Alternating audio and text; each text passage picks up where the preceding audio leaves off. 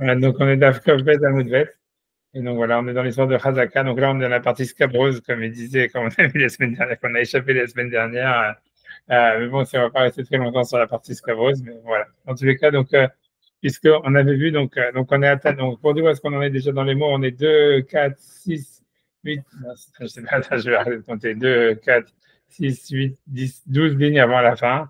Au milieu de la ligne, il y a un truc qui s'appelle Tanoura Banane. Nos maîtres nous ont enseigné. Et en fait, ça parle de. Donc, on a vu qu'un esclave. Là, on est dans les trucs d'acquisition d'un esclave non juif. Et donc, une des manières d'acquérir un esclave non juif, c'est après avoir vu Kesef et Shtar, il y a Chazaka. Donc, Chazaka, normalement, c'est faire un acte de propriété. Et la question, elle est de savoir, donc, qu'est-ce que c'est un acte de propriété sur un esclave? Donc, la Gemara va expliquer. Donc, j'y vais. Alors, j'ai Tano à banane. C'est bon? Vous l'avez? Ouais. Donc, nous allons nous enseigner. Ketsad de Chazaka. Comment est-ce qu'on peut acquérir un esclave avec Chazaka? Donc, la Gemara dit, et tire l'ominalo. Donc, si jamais il lui a enlevé ses chaussures, il lui a délacé ses chaussures, ou bien il lui a amené ses affaires derrière lui dans le bain public. À l'époque, c'était quelque chose, c'était comme ça. Les esclaves, ils amenaient les affaires de leur maître dans le bain public. Je ne sais pas exactement qu'est-ce que c'était. Hifshito, si jamais, par exemple, l'esclave, il a déshabillé le maître. Echitso, qu'il a lavé. Sacho, qu'il a oint. Gardo, Rachid dit qu'il a gratté. Ilbicho, qu'il a habillé. Inilo, qu'il a mis ses chaussures. Igbio, qu'il a levé le maître. Je ne sais pas pourquoi il l'aurait levé, mais il l'a levé. Kenao, donc il a acquis. Donc tout ça, en fait, c'est des actes de propriété sur un esclave non juif. Je ne pense pas qu'on peut faire ça à un esclave juif, il ne peut pas faire ça à un esclave non juif. Bref. Donc ça, c'est le truc. Maintenant, Amar Rabbi Shimon, donc sur ça, il y a un truc comme ça bizarre. En tout cas, donc Rabbi Shimon dit Lote Hazaka Gdola Mehagba. C'est-à-dire, Rabbi Shimon dit la Hazaka ne peut pas être plus grande que la Hagba. Hagba Kona Bechol Makom. Parce que la Hagba, elle marche, elle acquiert dans tous les endroits. Et donc, tout ça, donc ça revient un petit peu à ce qu'on avait dit. Donc là, c'est l'histoire de Rabbi Shimon. Donc, Rabbi Shimon dit que la Hazaka ne doit pas être mieux que la Hagba parce que la Hagba, elle acquiert dans tous les endroits. Alors, qu'est-ce que ça veut dire? C'est-à-dire, je suis obligé de dire déjà d'après la conclusion, c'est-à-dire que, en fait, la Braïta, elle nous parle de celui qui a l'esclave qui a levé son maître en signe d'esclavage, quoi. C'est-à-dire, je sais pas, il l'amène, je sais pas, pour entrer dans le taxi ou j'en sais rien, tu vois, pour monter sur le cheval. Et donc voilà, donc mais maintenant, le Rabbi Shimon, lui, ce qu'il vient rajouter par rapport à Tanakama, c'est que d'après Tanakama, on a l'impression que si jamais, par contre, un type, il va acheter un esclave, et disons que l'esclave, il est petit de taille ou je sais pas quoi, et il fait Agba sur l'esclave, ça veut dire que c'est le maître qui va lever l'esclave, ça marche pas. Ça veut dire, on a l'impression que selon Tanakama, ça marche pas. Et parce que voilà, ça c'est sûr que le fait que le maître il lève l'esclave, c'est pas un acte de chazaka, ça c'est sûr. C'est pas un acte qui montre que le maître il est propriétaire de l'esclave. Mais en fait, l'idée c'est que tout ça c'est lié avec la sougia qu'on a fait la semaine dernière, c'est qu'on avait vu qu'en réalité, on avait vu que les kinyanim, les manières d'acquérir des objets immobiliers, tu vois par exemple mobilier, pardon, des objets mobiliers comme je sais pas une chaise ou une table ou j'en sais rien. En fait, il fonctionne aussi sur un esclave. Et on avait vu, je ne sais pas si vous vous souvenez, que bien que la Mishnah elle avait mentionné Kesef Shtar et Hazaka, c'est-à-dire qu'un esclave il a acquis avec de l'argent un contrat avec la Hazaka, en fait, ça c'était pour nous dire que ça c'est des kinyanim qui normalement, des manières d'acquisition qui ne marchent pas sur des biens mobiliers. Et en fait, c'était pour nous dire que même ces kinyanim-là qui marchent sur un terrain, ils marchent sur un esclave parce qu'ils ont été mis en juxtaposé à un terrain, etc. Mais c'était sûr que tout ce qui marche sur un objet normal, un objet mobile, ça marche sur un esclave, pour acquérir un esclave. Et donc, c'est pour ça. Alors, Agbaha, le fait de lever un objet, c'est une des manières d'acquisition pour acquérir un objet mobile. Ça veut dire si par exemple quelqu'un il veut acheter, je sais pas, un stylo, j'en sais rien, n'importe quoi, un verre. En fait, tu fais Agbaha sur le verre. Si le vendeur il veut que toi tu vas acheter le verre, tu vas acheter le verre ou je sais pas la bouteille d'eau, j'en sais rien. Tu fais Agbaha, c'est-à-dire tu lèves le truc. Voilà, tu l'as acquis. C'est une des manières d'acquisition pour acquérir un objet normal. Donc, c'est pour ça que Rabbi Shimon lui dit que, OK, c'est sûr que si le maître il lève l'esclave, c'est pas un signe de soumission de l'esclave et donc c'est pas un signe de, comment dire, de maîtrise, tu vois, de chazaka. C'est pas un signe de chazaka qu'on pourrait dire, voilà, c'est le maître, il a une maîtrise sur l'esclave. Mais en tous les cas, ça devrait marcher à cause de Agbaha, que Agbaha, c'est le fait de lever un objet voilà, qui fonctionne dans tous les endroits. Ce qui veut dire, tu vois, pour expliquer ce qui veut dire, parce que la Agbaha, ça marche dans tous les endroits. Ce qui veut dire, c'est ça, c'est qu'en réalité, pour donner un exemple, c'est que, imaginons, par exemple, toute la semaine dernière, on avait parlé de Meshicha. Meshicha, ça veut dire, c'est tirer. On avait vu une autre manière d'acquisition qui est d'amener un objet vers soi, tu vois, ou d'amener, que l'acheteur tire l'objet vers lui-même. Ça s'appelait Meshicha. On n'en a pas tout ça, on va les revoir. Ça va n'ayez pas peur, c'est des Mishnayot qui arrivent par la suite, comment acquérir les objets mobiles. Mais et on va voir les différents types. Mais la semaine dernière, on avait parlé de Meshicha, par exemple. Et Meshicha, en réalité, ça marche que dans un domaine que si jamais, on va dire, selon certains avis, tout ça, et on va laisser comme ça en suspens, mais ça veut dire que Meshicha, ça marche que si jamais quelqu'un, il amène, par exemple, disons quelqu'un fait Meshicha sur une vache, alors il tire la vache vers lui. Mais si, par exemple, lui, il est dans le domaine du vendeur, la plupart des avis dans les Tanaïm, ils pensent que ça ne fonctionne pas comme Kinyan. Il faut que le type, il amène la vache chez lui, tu vois, au moins dans un domaine public. Ça veut dire qu'il sorte la vache de chez le vendeur et pour l'acquérir et qu'il l'amène dans un domaine qui est au moins public, tu vois. Et ça c'est ce qui concerne Meshicha. Alors Agbaha, ça marche, c'est pour ça que Rabbi Shimon, il dit Bekol Makom. Ça veut dire Agbaha, c'est même si toi, tu es dans le magasin, tu es en train d'acheter une bouteille d'eau et que tu fais Agbaha de la bouteille d'eau, ça veut dire tu lèves la bouteille d'eau et tu n'es pas sorti du magasin, tu es encore dans le domaine du vendeur. Malgré tout, la Agbaha, elle marche même dans le domaine du vendeur. Et Rabbi Shimon, il dit ça simplement pour montrer la force de la Agbaha. Ça veut dire du kinyan de Agbaha, qui veut dire lever un objet. Et donc, c'est pour ça qu'il dit, Rabbi Shimon, il veut dire, OK, ça veut dire, de Tanakama lui semble penser pour une raison ou pour une autre que Agbaha, ça ne fonctionnerait pas sur un esclave. Il ne dit pas pourquoi, on ne sait pas exactement pourquoi, puisqu'on avait vu que la plupart des auteurs des Tanaïm de la semaine dernière, ils pensaient que les kinyanim qui fonctionnent dans les objets mobiles, ils fonctionnent aussi dans les objets, tu vois, dans les esclaves. Pour une raison ou pour une autre, il penserait que Agbaha, ça ne marcherait pas. Et Rabbi Shimon lui vient dire non, il dit Rabbi Shimon, il dit c'est sûr que si le maître il lève l'esclave, ça marcherait aussi parce que Hazaka, aujourd'hui dans les mots Amar Rabbi Shimon, donc Rabbi Shimon a dit Lote Hazaka Gedola Mehagba. La Hazaka, donc un acte de propriété, ne peut pas être un kinyan supérieur à celui de l'Agbaha. Chez Hagbaha, Kona Bekol Makom, parce que la Hagbaha, ça acquiert dans n'importe quel endroit, ce qui veut dire ça acquiert même dans le domaine du vendeur. C'est bon? Ouais, j'espère que c'est bon. Non, j'essaie de. C'est bon? Super. J'avance. C'est bon? Ouais. Ok. Ok. Ok. Et je comprends pas moi l'enchaînement. C'est que. C'est quoi? Vas-y. Non, donc Tanakama, il explique de la Chazaka. Alors, exactement. Tanakama, il parle que de la Hazaka. Et en fait, on a l'impression, c'est pour ça que c'est pas clair tout ça. Ça veut dire, on a l'impression, Rabbi Shimon lui vient dire que Agba, ça marche aussi. Mais voilà, c'est ça ce qu'il vient dire Rabbi Shimon. Maintenant, est-ce que Tanakama, il est d'accord, pas d'accord? Si tu veux, en tout cas, toute l'histoire de Rabbi Shimon, elle n'est pas claire. C'est pour ça que moi, j'ai anticipé sur la Gemara, tu vois. C'est-à-dire que, tu vois, si tu veux, donc voilà, si tu veux, dans les mots, ça donne comme ça. Donc, je finis la Gemara et tu me dis encore si tu as un problème après, d'accord? J'avance encore un petit peu. Ok. Donc, je reprends de Amar Rabbi Shimon. Rabbi Shimon, il dit, Lote Hazaka Gdola Mehagba. La Hazaka ne peut pas être meilleure que l'Agba, plus grande que l'Agba. Chez Agba, Kona Bekol Makom, parce que l'Agba, ça acquiert dans tous les endroits. Et l'Agma, elle avait un problème parce qu'elle ne comprenait pas, comme tu dis, qu'est-ce que Tanakama. Tanakama, il ne parle pas de ça. Tanakama, lui, il a parlé de. De quoi il discute, Exactement. C'est pour ça que l'Agma pose la question. Il dit Maïka Amar, qu'est-ce que ça veut dire? Maïka Amar. Donc, quelle est la discussion entre Rabbi Shimon et Rabbanan? Qu'est-ce que Rabbi Shimon il vient rajouter sur Rabbanan, sur Tanakama? Donc, il te dit, sur le premier auteur, Amar Ravashi, Ravashi, il a dit, donc, ça, c'est l'avis du premier auteur, de Tanakama. Que lui, il a dit Higbi ou les rabots.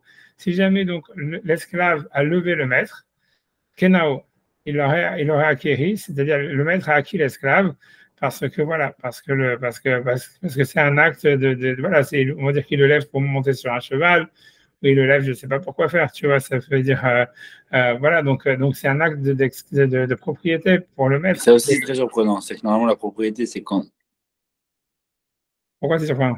C'est quand je soulève l'objet que je suis propriétaire de l'objet, non? Là, c'est l'inverse. Voilà, ok. Avec le mouchoir, tu le prends comme ça. Voilà, ok, ça c'est le Kinyan Agba, tu as raison. Mais ici, en fait, c'est un autre Kinyan, c'est Kinyan Chazaka. Et c'est ça veut dire que quand le maître, quand l'esclave, c'est ça le Chidush a priori puisque Tanakama lui expliqué c'est quoi tous les actes qui montrent une propriété sur un esclave. Donc il a dit laver, mettre les chaussures, enlever les chaussures, blablabla. Et il te dit, ouais, en fait, lever, c'est aussi un acte d'esclavage. Ça veut dire, voilà, c'est normal. Je ne sais pas si tu imagines, je ne sais pas, quelqu'un doit monter dans, je sais pas, dans un avion, dans un train ou j'en sais, sur un cheval et que voilà, et que Oui, il s'occupe de lui, quoi. Ouais, il s'occupe de lui, voilà, il le fait monter pour aller sur le cheval, tu vois, j'en sais rien, tu vois, ça veut dire il le fait monter. Donc c'est un acte d'esclavage. Donc normalement, tu fais un type normal. Ah, c'est ça, tu appuies sur lui, voilà. Ouais. Carrément, si tu lui marches dessus, j'en sais rien, mais. Ouais, tu marches sur la tête. Ouais, ça c'est un chose. En tous les cas, il te lève, quoi, grosso modo, il te lève et il te met là où tu voulais aller. Donc, c'est sûr que c'est un acte de chazaka parce qu'un type normal, tu lui demandes pas de faire ça, il te le fera pas, tu vois. Donc c'est pour ça que c'est un acte d'esclavage et voilà, et c'est un acte de propriété. Ça, c'est ce que Tanakama, il a dit. Mais l'idée, c'est que l'agma, elle voulait dire que, voilà, donc ça, c'est ce que Tanakama, il voulait dire. Donc, Amarabashi, c'est-à-dire, si jamais le maître, il a levé l'esclave, tu vois, pour lui rendre service, donc, Kenao, c'est-à-dire le maître a acquis l'esclave. Par contre, Igbia le Rabolo, si jamais c'est le maître qui a levé l'esclave, on aurait l'impression, ça veut dire, on peut déduire de Tanakama que lo Kenao, qu'il n'a pas acquise, qu'on peut pas, que ça ne marcherait pas comme acte d'acquisition si l'esclave il est petit, par exemple, et que le maître il veut acquérir l'esclave et qu'il le lève, ça ne marcherait pas. Pourquoi? On ne sait pas, mais c'est a priori parce que Tanakama il pense que Agbaha, ça ne marche pas dans un esclave. Et que ça, ce n'est pas une chazaka, puisque voilà. Okay. Tu ne montres pas un acte de propriété en tant que chazaka sur l'esclave quand tu le lèves. Ça marche en tant qu'agba et on a l'impression que Tanakama, pour une raison ou pour une autre, on ne sait pas c'est quoi. Il pensait que agba, ça ne marche pas dans un esclave. Ce qui est bizarre parce qu'on avait vu dans la Sugia d'avant que tous les kinyanim plus ou moins marchent sur un esclave. Mais pour une raison ou pour une autre, un esclave, peut-être la raison, c'est parce qu'en fait, l'esclave, il est toujours dans son propre domaine, tu vois. Ça veut dire que si tu lèves, je ne sais pas, tu lèves une bouteille d'eau, ok, la bouteille d'eau elle est dans ton domaine, tu lèves même un cheval ou j'en sais rien, tu lèves, je sais pas, un petit animal, un chat, whatever, il est dans ton domaine. Mais si tu lèves, en fait, l'idée c'est que si tu lèves un être humain, même si, en fait, ok, tu l'as levé, mais tu l'as pas rentré dans ton domaine parce qu'il est toujours dans son domaine à lui. Ça doit être ça la raison de Tanakama qui pense que Agba, ça fonctionne pas sur un esclave. C'est pas clair, tu vois, personne n'explique, mais moi j'aurais dit une logique comme ça, tu vois. Et sur ça, Rabbi Shimon lui vient discuter. Rabbi Shimon lui dit non, Agbaha, ça marche, le fait de lever, ça marche aussi pour acquérir un esclave. Rabbi Shimon, l'oté chazaka gdola me Agbaha, c'est-à-dire le chazaka, elle ne peut pas être meilleure que le kian Agbaha. Chez Agbaha, kona bechol makom, parce que la Agbaha, ça fonctionne dans tous les endroits. Ce que ça veut dire, comme je vous ai dit, ça veut dire que ça fonctionne même dans un domaine qui est en fait qui appartient au vendeur. Ok, donc ça c'est ce que l'agma veut dire, etc. Maintenant après ça il y a un truc, il y a un passage d'agma qu'on dit scabreux, bizarre, je ne sais pas exactement comment on va l'expliquer. Tu vois, ça veut dire qu'il va poser une question étrange. Donc la question étrange c'est là où l'agma a dit hashtag de amrat. Maintenant que tu as dit igbiohu le rabo, ça veut dire que si jamais un esclave, donc il a levé son maître, on va dire pour le faire rentrer dans un chariot, sur un cheval, j'en sais rien, Kenao il a acquis. Et là, meata, si c'est ainsi, shifra kenanit, ça veut dire une esclave non juive, teheniknit bevia, et qu'elle devrait être acquise par des relations sexuelles. Et alors là, tu vois, question complètement bizarre, tu vois, quel rapport, tu vois ce que je veux dire. Un peu trop dans le champ, non, c'est pas ça?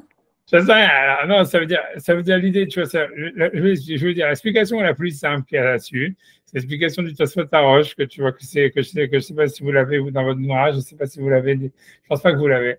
Mais ça veut dire, je pourrais vous faire une photo et l'envoyer, mais ça veut dire, l'explication du Tosfot Harosh, c'est le plus simple. C'est que lui veut dire comme ça. Il dit que si jamais, en fait, le but, c'est pour acquérir un esclave, c'est que l'esclave, il te rend service. Tu vois, donc que tu lui fais faire des trucs qu'un autre type il aurait dit non, tu vois, on va dire. Donc si jamais tu prends une esclave et tu lui dis qu'elle a d'abord des rapports sexuels avec toi et que normalement une femme normale elle dit non et qu'elle dit oui, ben voilà, ça veut dire que c'est ton esclave. C'est ça, si on va dire ça le Tosfot Harosh, quoi. Ça veut dire grosso modo, c'est ça, c'est la question de la Gemara. Mais c'est bizarre parce que tu vois la Gemara elle dit voilà, on peut dire ça, on peut dire ça. Voilà, c'est ça voudrait dire ça. Mais si vous, dans les mots de la Gemara, ça colle pas bien tellement puisque la Gemara elle a dit maintenant que tu as dit que si jamais lui, il a levé si l'esclave, il a levé le maître, il l'a acquis, alors une esclave non juive, elle devrait acquérir avec des relations sexuelles. Tu vois, a priori, ça veut dire, ça veut dire selon l'explication du Tosfot Harosh, ce qui n'est pas génial, c'est quel rapport avec le fait que c'est lui que l'esclave qui a levé le maître. Tu comprends ce que je veux dire? Ça veut dire, on aurait dû dire simplement n'importe quel chazaka. C'est-à-dire, maintenant que tu as dit que si elle te met les chaussures, s'il te met les chaussures, tu l'as acquis, alors aussi tu pourras créer une esclave non juive en ayant des relations sexuelles avec elle, tu vois. Mais parce que tu vois, la différence, c'est que les autres, c'était par l'intermédiaire d'un objet. Alors que là, c'est dans un contact direct physique. C'est les deux qui se ressemblent. Ah ouais, donc disons ça peut-être c'est ça l'explication. Mais en tout cas, c'est sûr que c'est une question bizarre parce que tu vois ce que je veux dire. Ça veut dire l'acte de Chazaka, c'est un acte de possession parce que tu utilises l'esclave pour ce qui doit être utilisé. Tu comprends? Donc un esclave, il est là pour porter des choses, il est là pour te porter à toi, il est là pour je sais pas quoi, te mettre tes chaussures, t'enlever tes chaussures, ce que tu veux. Ça veut dire c'est normal que tu acquiers un esclave avec tous ces trucs-là parce que c'est ça ce que l'esclave il est fait pour. Une esclave non juive, elle n'est pas faite pour te donner des rapports sexuels. C'est un Madoraïta, même ça serait une marloquette, c'est un sur Doraïta ou des Rabanan, mais c'est clairement un interdit quelque part, tu vois ce que je veux dire. Et donc, tu vas voir quoi, c'est ce qu'une Chazaka, tu vois, c'est-à-dire, tu vois, c'est pas parce que. Ah oui, il peut la attribuer. Ok, si ça, ok, ça, peut-être, tu vois, peut-être, mais on n'a pas l'impression que c'est de ça que ça parle, tu vois. T'as raison, ça serait pas mal comme explication. Mais, ouais, mais. Si l'attribut, c'est que la relation sexuelle ne serait pas entre le maître et l'esclave, mais entre l'esclave et un autre esclave. Ouais, peut-être, ça serait une bonne explication, tu vois. Peut-être. Bon, on n'a pas mais tu vois, ça veut dire les Rishonim, mais ils n'ont pas expliqué comme ça, l'Agmara, tu vois. Ça veut dire, t'as raison, ça serait pas mal comme explication. Pas mal. Ça serait mieux, tu vois, ça serait mieux. Ça serait mieux. Mais ouais, t'as raison, on pourrait expliquer comme ça l'Agmara, et peut-être quelqu'un explique comme ça l'Agmara. Mais tu vois, si tu veux, la personne, ça veut dire, tu vois, Rachid il est encore pire que le Tosfot Harosh, c'est pour ça que je me dis Tosfot Harosh, parce que c'était un peu mieux que Rachid. Rachid dit carrément, on va le voir dans les mots, Rachid, lui, parce qu'il veut coller a priori au langage de l'Agmara, qui dit que c'est lié avec l'histoire de l'Agba. Donc, il dit que quand un type il a une relation sexuelle avec une esclave non juive, elle le lève. Je ne sais pas exactement, tu vois, pourquoi elle le lèverait, tu vois, spécialement. Mais tu vois, voilà, en tout cas. Mais ça, la question de l'Agmara en elle-même, elle est super bizarre. Je ne sais pas, honnêtement, tu vois, whatever elle dit, tu vois, au moins, ça a le mérite de vous avoir réveillé un petit peu. Et donc, voilà, tu vois, mais en tout cas, l'Agmara pose cette question. Elle dit, ça veut dire si jamais, voilà, c'est si jamais, voilà, c'est tout. Donc, c'est une question. Honnêtement, je n'ai pas vraiment de sens. Peut-être que tu dis ce que dit Valentin, c'est une bonne explication. Mais tu vois, je n'ai pas vu dans les commentateurs quelqu'un qui explique ça. Tu vois, que ça serait pas mal de dire, de la faire acquérir à un autre, de l'obliger à avoir des relations avec un autre esclave, tu vois, peut-être, tu vois. En tous les cas, mais le sens de en tous les cas, tout le monde comprend l'histoire. C'est la traduction des mots de l'Agmara, c'est si jamais l'esclave il lève le maître il l'a acquis. Donc si c'est ainsi, donc un esclave, un maître il pourra acquérir une esclave non juive en ayant des relations avec elle. Alors bref, tu vois qu'il y a une question étrange. Alors sur ça, l'Agmara dit non. C'est pas une preuve, ça serait pas un acte d'acquisition. Pourquoi? Alors elle explique parce que qui amrinan, parce que quand est-ce qu'on dit que le fait de, tu vois, ça veut dire d'acquérir, on peut acquérir, voilà, ça veut dire pourquoi le fait de lever l'esclave, l'esclave qui lève le maître, ça serait un acte d'acquisition? Parce que zénéné vezé mitztaer, parce qu'en fait ça veut dire dans le cas du maître, de l'esclave qui lève le maître, disons pour le faire monter sur un cheval.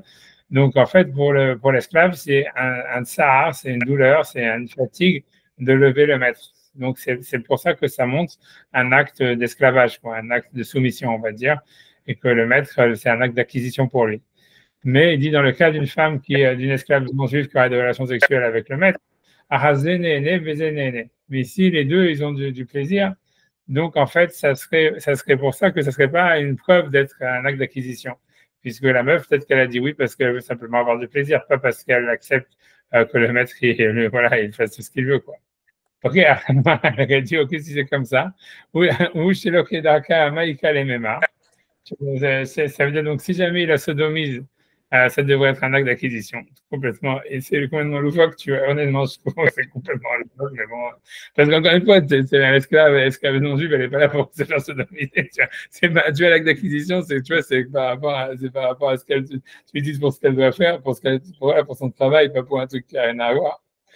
Enfin bref, tu vois, donc avec moi, elle voudrait dire ça, donc ça veut dire, je ne sais pas exactement, encore une fois, tu vois, ok, mec, elle est même marre. Donc, Amar Achia Ba'ada, des Minacha, donc il a dit Avachai Ba'ada des Minachas, donc c'est son nom. Manli Malan, qui nous dit, de là, Anna Itlehu, les Tarvaïhu. Qui te dit que la femme, elle n'a pas de plaisir à se faire sodomiser? C'est la traduction des mots. Pierre en pierre.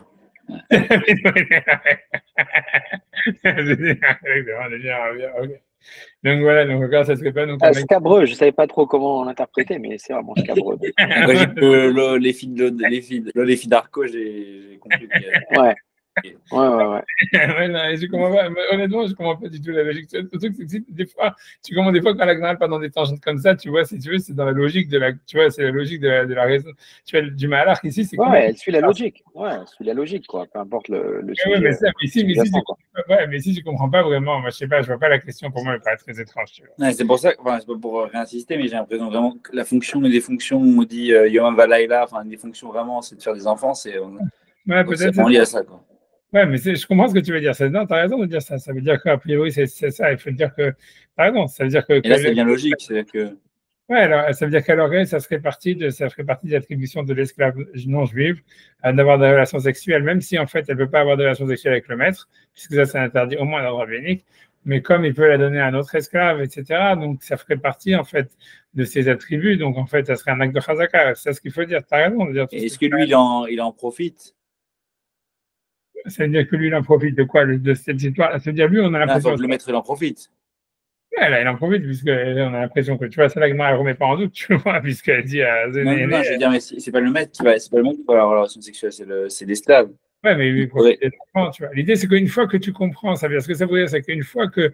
Alors, ce qu'il faudrait rajouter pour qu'Agma elle fasse sens, ça veut dire que c'est que l'esclave non juive, ça fait partie de ses prérogatives de donner ça veut dire d'avoir des relations sexuelles. C'est-à-dire, ça fait partie des services qu'elle doit donner au maître. Maintenant, après ça, ça veut dire ça veut dire, comment dire, il y a un interdit, tu vois, qui fait que tu vois que donc le maître ne peut pas avoir des relations sexuelles avec l'esclave. Mais comme il peut la donner à quelqu'un d'autre, tu vois, contre son gré, donc ça veut dire en fait que si tu veux, c'est comme si, tu vois, pour parler franchement honnêtement, ça veut dire c'est comme si son vagin, en fait, il appartient au maître, tu vois, un truc comme ça. Et que ça fait partie de l'esclavage. Ça veut dire que dans l'esclavage, il y a l'idée qu'elle doit donner son vagin à son maître, comme tu vois. Donc c'est comme ça que, comme tu l'as dit, j'avais pas pensé à cette idée, mais tu dois avoir raison. C'est ça ce que ça veut dire, parce que sinon, ça serait pas un acte qui a un rapport avec l'esclavage. Et donc toute la question de la Gemara, elle a aucun sens. Tu vois, c'est qu'il faut rajouter ce qu'il a dit Valentin, c'est que ça fait partie en fait du devoir d'une esclave ou du travail d'une esclave d'avoir des relations pour avoir des enfants, que les enfants qui vont être des esclaves pour le maître. Et donc, ça veut dire en fait que si tu veux, son sexe, il est, comment dire, il est une possession du maître. Donc maintenant, l'idée de la Gemara, c'est de dire, comme la Hazaka, c'est de faire un acte de possession, alors voilà, et comme ça fait partie des prérogatives d'une esclave. Donc en fait, voilà, donc en fait, le maître, il pourrait en fait avoir des relations avec elle, et comment dire, ça serait comme un acte d'appropriation. Il y a un interdit, au moins d'ordre rabbinique ou de la Torah d'avoir des relations avec une esclave. Ok, ça change rien, tu vois, ça veut dire. Ce qui est compliqué, c'est Zénéné Vézé Mitzter. Ouais, parce que la Gemara, elle veut dire ça. Elle veut dire que pour que ça soit un acte d'appropriation, il faut montrer que c'est un acte de soumission.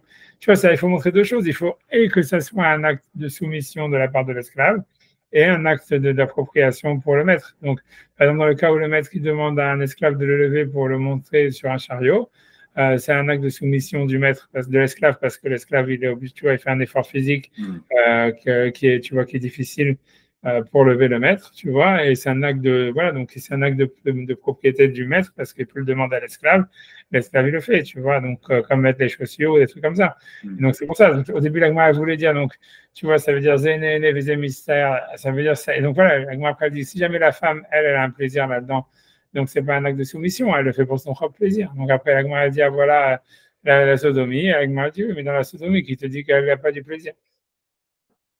Tu vois, donc c'est ce que l'Agma veut dire. Ouais, tu vois, ça veut dire, c'est ce que ça l'idée. Donc, comme elle a du plaisir, c'est pas un acte de soumission. Comme c'est pas un acte de soumission, ça peut pas être un acte d'acquisition d'un esclave. Tu vois, c'est si jamais un esclave, tu vois, il aime, par exemple, imagine un esclave, qui a un esclave et qu'il aime faire de la musique et qu'il fait de la musique et que le maître, donc on va dire, le maître, il peut obliger l'esclave à chanter pour lui, à jouer de l'instrument de musique pour lui. Mais je pense que ça serait pas un Kylian Hazaka parce qu'en fait, l'esclave, il est content de faire de la musique. Donc, ça montre pas qu'il est soumis au maître, tu vois. Tu vois, ça, ce que ça veut dire, c'est la même chose, tu vois. Ça veut dire ici, voilà, c'est comme la meuf, elle a un plaisir. Tu vois, donc ça veut dire, voilà, ça veut dire, c'est vrai que ça fait partie de ses prérogatives et tout ça, mais comme elle-même elle a un plaisir, c'est pas un acte de soumission, et donc ça peut pas être un kinyan. Ça, c'est ça l'idée. Mais tu as raison qu'il faut rajouter ce que tu as dit, qu'en fait, elle peut le mettre. Ce serait ça la clé. Moi, j'avais pas compris ça, tu vois, ça a raison. La clé, ça serait ce qu'il faudrait rajouter, c'est que le maître, il a cette possibilité de la forcer à avoir des relations avec un esclave. Donc, ça veut dire que ça fait partie du travail de l'esclave, tu vois, voilà. Parce que sinon, en étant encore plus qu'abreu, il ne serait pas parlé seulement de l'esclave femme. Ouais, Il ouais, aurait ouais. parlé de tout esclave. Si c'est un Ouais. interdit, quoi qu'il arrive, donc. Peut-être tu peux dire que c'est pas que c'est plus midoraïta, tu vois, ça veut dire la gravité de l'interdit, elle est clairement moins, elle est pas, tu vois, elle est pas. C'est pas évident qu'il y ait un interdit d'après la Torah, tu vois, d'avoir une relation avec une esclave, tu vois. Ça veut dire point Cohen, c'est sûr que oui. Le point Israël normal, c'est pas sûr. Parce que tu vois, ça veut dire. Là, je vais juste aller sur la Ouais. consultation. Dès que j'ai terminé, je reviens, hein, comme je vous ai dit. Ok, d'accord, mais t'as raté Ok? l'esclave. T'as une meilleure partie. Bah, Non, j'arrive. À tout de suite. ouais. Ah, donc on avance, mais tu vois, Et la question sur les questions de ZNN, vous dites qu'en fait tout ce qui en fait, le kiff qui se fait dans tout, c'est pas tant de se faire oindre par exemple ou se faire déshabiller, c'est le fait que l'esclave se soumet. non, c'est pas ça, c'est que, non, c'est pas ça, c'est que les zénénés, ça veut dire que il faut les deux choses. Il faut que le maître, il en tire un profit, et en même temps que l'esclave, lui, il montre une soumission à travers ça, par rapport à ça. En attendant que ça commence, hein, je ne vais pas rater une Ouais, seconde. c'est ça. Non, c'est ça qui n'est pas clair, c'est que comment dans l'explication que je propose, comment ça fonctionne, parce que ok, il y a une domination en attribuant à un autre esclave l'esclave canaanite, Ouais. mais en quoi lui il kiffe? Ah, lui, il kiffe les enfants déjà, tu vois, mais Mais ça oui, mais encore. si, ça marche pas parce que quand il dit que ça pourrait marcher avec les filles d'Arca, il n'y a pas d'enfant. À Ok, ce moment-là, ça ne marche pas. t'as raison ok, t'as raison que c'est sûr que là aussi, il ne peut pas obliger, je pense aussi, son esclave non juif à avoir des relations sodomiques avec un esclave non juif, tu vois, parce que comme tu dis, c'est sûr que t'as raison, ça marche pas vraiment. C'est sûr que tu as raison, tu vois, c'est sûr que c'est une question. Parce que tu vois, là, il n'y a plus aucune propriété, quoi. C'est surtout que ça marche pas, c'est pas ça le vrai problème, c'est que ça montre pas du tout, c'est pas du tout, ça peut pas être dans les prérogatives d'une esclave non juive, voilà, d'avoir des relations, Donne pas d'enfant, quoi. voilà, sodomiques, voilà, tu vois, elle a une obligation de donner des enfants, tu vois. Ça veut dire elle peut être une mère porteuse ou des machins comme ça, tu vois, et donc à l'époque, tu vois, c'est d'avoir des relations pour donner des enfants, mais elle peut pas la forcer, à mon avis, à avoir des relations sodomiques. C'est pas dans son truc, tu vois, c'est pas son business.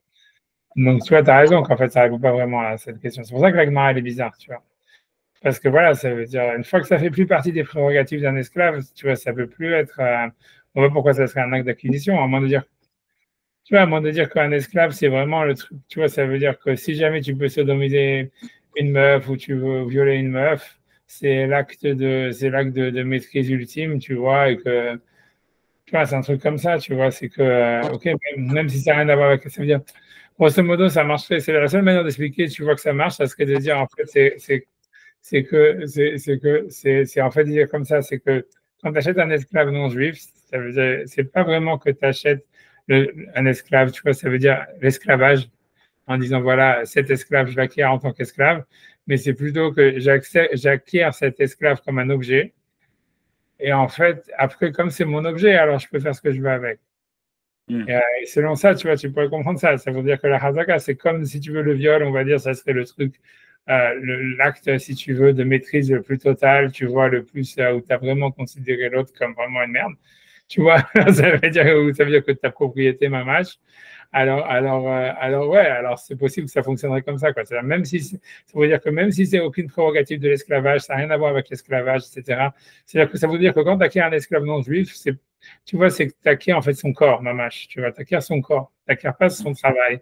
Ou ça, tu vois, tu acquiers son corps, mamache. Et donc, en fait, voilà, donc comme tu acquiers son corps, donc quelle que soit la chose, tu vois, ça, comme ils faisaient là avant, tu vois, ça veut dire Mistama. Elle ne pose pas la question. Voilà, si tu mets tu mets un poinçon, tu vois, comme il faisait avant, tu vois, tu vois, je sais pas, il mettait un truc là, ça veut dire, il faisait comme les chevaux, quoi, il leur mettait un truc. J'ai oublié comment on appelle ça. tu vois, un seau, quoi, tu vois, et ça aussi, tu vois, qui est gravé dans la chair. Mais ça devrait être aussi, selon ça, ça serait Chazaka.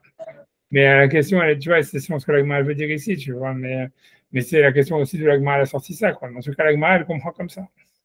Elle comprend, ça veut dire, c'est ça, il faut expliquer à l'Agma que ça veut dire que quand tu achètes un esclave non juif, c'est t'achètes vraiment son corps. Tu vois, donc c'est pas la Hazaka, elle n'est pas vraiment liée en fait à l'esclavage, tu vois, ça veut dire à l'action d'un esclave, c'est t'achètes son corps. Mais bon, mais je sais pas d'où l'Agma elle déduit ça, tu vois. Chez Rachi, c'est marrant parce qu'il veut vraiment le lier au même Ouais, moment. Rachid dit Agba, ça veut dire qu'elle le lève quand elle est dans la raison sexuelle, super bizarre, tu vois, et je sais pas vraiment. Mais c'est-à-dire qu'il essaie aussi de s'en sortir, il essaie de. Il essaie de coller avec l'Agma, tu vois, c'est surtout ça, parce que l'Agma, elle fait la déduction à partir du fait qu'on peut le lever, tu vois. Donc il dit, ah, voilà, quand tu vas avoir des relations avec elle, elle le lève. Ok, ok, même disons que ça marche avec une relation normale, avec une sodomie, je vois pas comment est-ce qu'elle peut le lever, tu vois, je sais pas, peut-être, tu vois, ça veut dire, ouais, mais c'est un cas de figure, quoi, on va dire, tu vois, ça veut dire, tu vois, c'est possible que oui, c'est possible que non, tu vois, ça veut dire, je sais pas comment tu pictures la chose, tu vois, mais. Ouais, tu vois, non, tu vois, c'est pas logique, hein, c'est pas très, très logique, tu vois, je sais pas. Je pense pas que Rachid non plus, il avait du cours d'impro, ça veut dire, comment dire, pratiquer la sodomie, tu vois, et donc il sait pas savoir comment ça fonctionnait. Mais tu vois, mais ouais, c'est très bizarre, tu vois, je sais pas. C'est sûr que Rachid est encore plus bizarre. Au moins, avec le Tosfot Harosh, tu vois, ça veut dire, tu gagnes que. Mais tu vois que la question de l'Agma, elle n'est pas, il a levé, donc comme il a levé, là, il va la lever. Ça, c'est vraiment bizarre comme question, tu vois. Mais tu vois, mais sur le Sotaroche, c'est non, il l'utilise, tu vois. Donc ça veut dire comme c'est utiliser quelqu'un. Donc voilà, la relation sexuelle, c'est une manière d'utiliser quelqu'un, tu vois. Et sur ça, l'Agma répond non, mais comme elle a un plaisir, ça montre pas en fait que c'est un acte de soumission. Et après, elle m'a dit voilà, mais une sodomie, oui, tu vois. Elle m'a dit non, tu vois, parce qu'en fait, elle a aussi du plaisir. Dans ce Sotaroche, on comprend on comprend l'idée, tu vois, que ce qui est en jeu, tu vois, c'est la soumission et c'est surtout le fait d'utiliser quelqu'un pour son plaisir, pour son service, tu vois. Mais comme un objet, tu vois. Mais selon Rachid qui dit, ouais, parce que, et selon ça, l'idée de Akbara, ça veut dire comment l'Agmara déduit ça de la Braïta, ça reste très difficile, tu vois. Ouais. Comme je te dis, tu vois, c'est-à-dire que rapport avec le fait, en plus, sur l'Agmara, elle explicite, comme tu dis que si l'esclave, il a levé le maître, tu vois, pourquoi c'est plus lever le maître que lui mettre des chaussures, que lui mettre de l'huile, que j'en sais rien, tu vois. Le rapport. Tes avis, tu vois, c'est ça, quel rapport, tu vois. Toi, tu as dit, ouais, c'est parce qu'il n'y a pas d'objet au milieu, big deal, tu vois, je veux dire. Ouais, c'est pas, tu vois, c'est pas vraiment un argument. C'est pour ça que Rachid, tu vois, il a voulu coller à la Gemara, il a dit, ah, voilà, parce que quand il y a des relations sexuelles, il le lève. Je sais pas, est-ce que ça veut dire quand il donne une érection, c'est le lever? Je sais pas. Ça, c'est vraiment, tu vois, c'est super bizarre, tu vois, je sais pas du tout, tu vois. Pourquoi non? Parce qu'il paraît, on dirait que c'est propre à l'esclave, c'est bizarre. Ouais, non, c'est sûr. Et à part l'autre point, c'est qu'elle a rapport avec l'esclavage, tu vois. Comme tu dis, alors tu as raison qu'avec le début de l'agma, on peut s'en sortir en disant oui, c'est parce qu'il peut le donner à un autre esclave pour avoir des enfants. Mais c'est vrai qu'avec la sodomie, il n'y a plus rien, tu vois. C'est pour ça que j'ai la réponse qu'il faut dire, c'est ça, c'est que tu acquiers le corps. C'est l'idée, c'est qu'on acquiert le corps d'un esclave. C'est pas qu'on acquiert, tu vois, on l'acquiert pas en tant qu'esclave comme les autres kinyanim qu'on a vu jusqu'à maintenant. C'est tu acquiers l'objet, tu vois, tu acquiers le corps. Et donc, en fait, voilà quoi. C'est pour ça, même si tu faisais un poinçon, si tu faisais un truc, ça serait aussi chazaka, a priori, selon ça. Bien que, non, même pas, parce qu'il faut qu'il soit né, il faut que le maître il ait un profit. Donc, comme il n'a pas de profit, si tu lui mets un truc, donc voilà. Enfin bref, tu vois, donc c'est là où ce que l'Agmara dit. Ok, donc l'Agmara dit, en fait, ça veut dire, je ne sais pas si on va en avance, tu vois, donc l'Agmara dit, voilà, elle dit. Vous voulez qu'on avance? Ouais. Je ne sais pas, parce que je sais pas combien de temps il va durer le téléphone, tu vois, c'est l'histoire. Est-ce que. Je ne sais pas, un peu. Moi, j'avais des questions hautes, mais ça n'a rien à voir. Non, mais c'est sur l'histoire de Ravilel. Vas-y, c'est quoi Ravilel? Dans Sanhedrin d'Av Tzadik Tet, je crois, où il dit que Mashiach, c'est pas, enfin, que c'est Hachem qui libère lui-même et que Rabbi Yosef, il le critique. Laisse-moi regarder, Je vous emmène sur autre chose, je vous fais un grand écart. C'est pas grave, c'est pas grave. J'avais très envie de vous le demander. Donc, Ah, mais ça, puisque, tu vois, qu'est-ce que tu vois, c'est. Et j'ai l'impression qu'à Barbanel, il va. Parce que c'est une question, c'est que dans la vision de Barbanel qui dit que. Je vous rajoute en même temps, mais qui dit que. Ouais, vas-y. Ah, pardon, je vous envoie la référence. Ouais, je regarde, c'est quoi? C'est Tzadik Tet, c'est où? C'est quoi? Non, c'est pas rien. Tzadik Tet. Ah, oui. Mariage, ouais, attendez. Je l'ai. C'est ça, c'est. Ah, je peux l'envoyer. C'est Sadik Tet Hamoud Aleph, mais. Tu l'as envoyé sur quoi? Sur WhatsApp ou sur. Ouais, il faut que je fasse un transfert parce que je l'ai sur mon ordinateur. Il faut que je l'envoie. Mon Dieu, je peux l'envoyer sur. Hop, et je vous l'envoie. Je l'ai récupéré là. Je peux l'envoyer là. Tu l'as envoyé sur WhatsApp? Ou sur J'ai pas encore réussi à l'envoyer sur WhatsApp. Tiens, dis-moi Je l'envoie d'abord sur Slack. Et de Slack que je l'envoie sur WhatsApp. Mais sinon, c'est quoi Slack? Ah non, c'est juste un. Vous inquiétez pas, c'est ma tambouille. Je vous l'envoie sur Slack maintenant. Pardon, sur WhatsApp maintenant.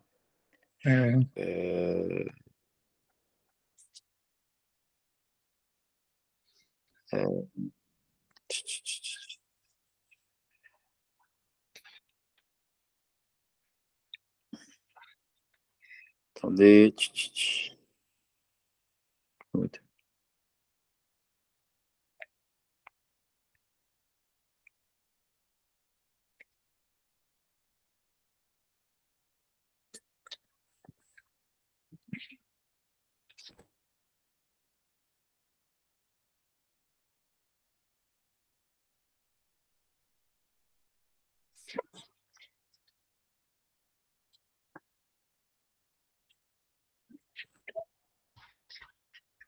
Dis-moi où c'est tout. Ah, je vais l'envoyer sur l'imood. Ah oui, d'accord. Ah oui, je crois que ouais. Ah, Sacha, il est revenu. Alors, je suis revenu en attendant que ça commence. Ah bon, alors on en reparlera plus tard. Est-ce que ça va faire une question? Ok, bon, d'accord, comment on amène la référence? Ok, donc on avance. Donc la Gemara, elle disait, elle dit d'où est-ce qu'on sait que les deux, ils n'ont pas du plaisir? Okay. Donc la Gemara, après ça, elle va dire, mais comme si elle n'est pas sûre, donc la Gemara va donner une autre raison pour laquelle on ne peut pas acquérir une esclave non juive par la sodomie. Alors, Mishkeve Isha active. C'est-à-dire parce que le verset dit un homme il doit pas, c'est-à-dire c'est quand ça parle sur l'homosexualité, et la Gemara elle dit tu dois pas avoir un homme il doit pas avoir de relations avec avec un homme comme on aurait des relations avec Mishkeve Isha, ça veut dire les manières d'avoir des relations avec une femme. Alors donc qu'est-ce que ça veut dire? Ça veut dire Ekisha Katuv Kedarka les Shelo Kedarka.